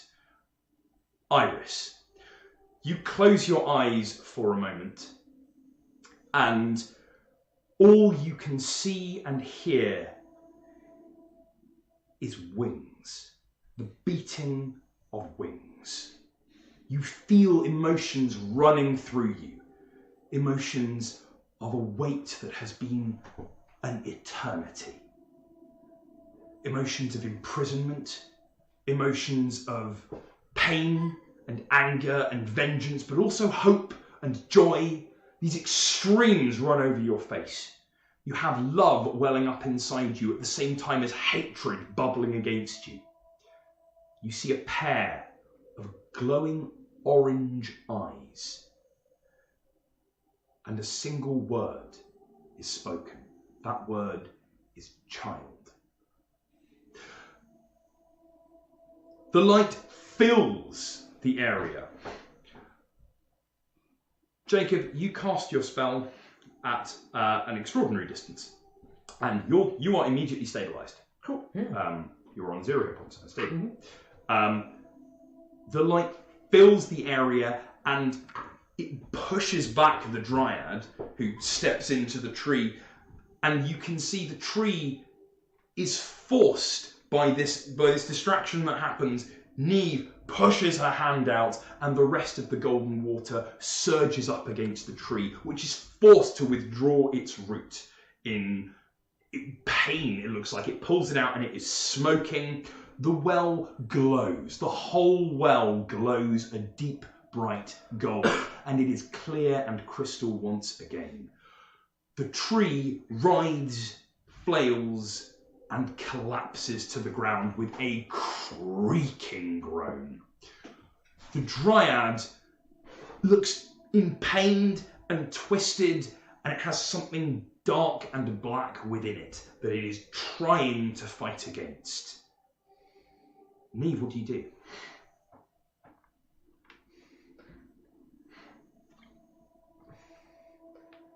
I know I haven't got any spell slots. I'm going to give the Dryad a hug. Okay. Hug it out.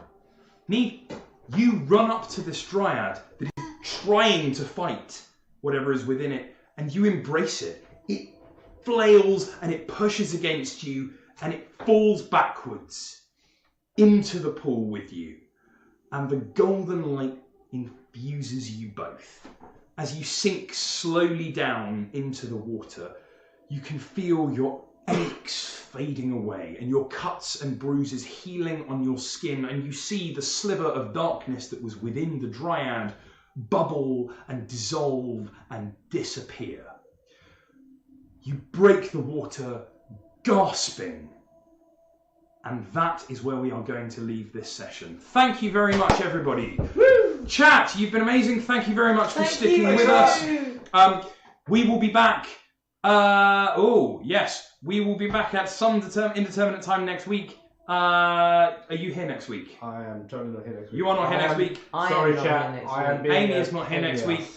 Right, stay tuned to my Twitter and Facebook and YouTube to figure out what happens. You can find me on Twitter at Cellpen. That's twitter.com/Cellpen is me. YouTube is CellpenGM. This video will be going up there, as will some making of videos when I have some more time, which will be quite soon. And as always, although maybe not next week, you can find us at 8 o'clock on Thursdays UK time at Twitch.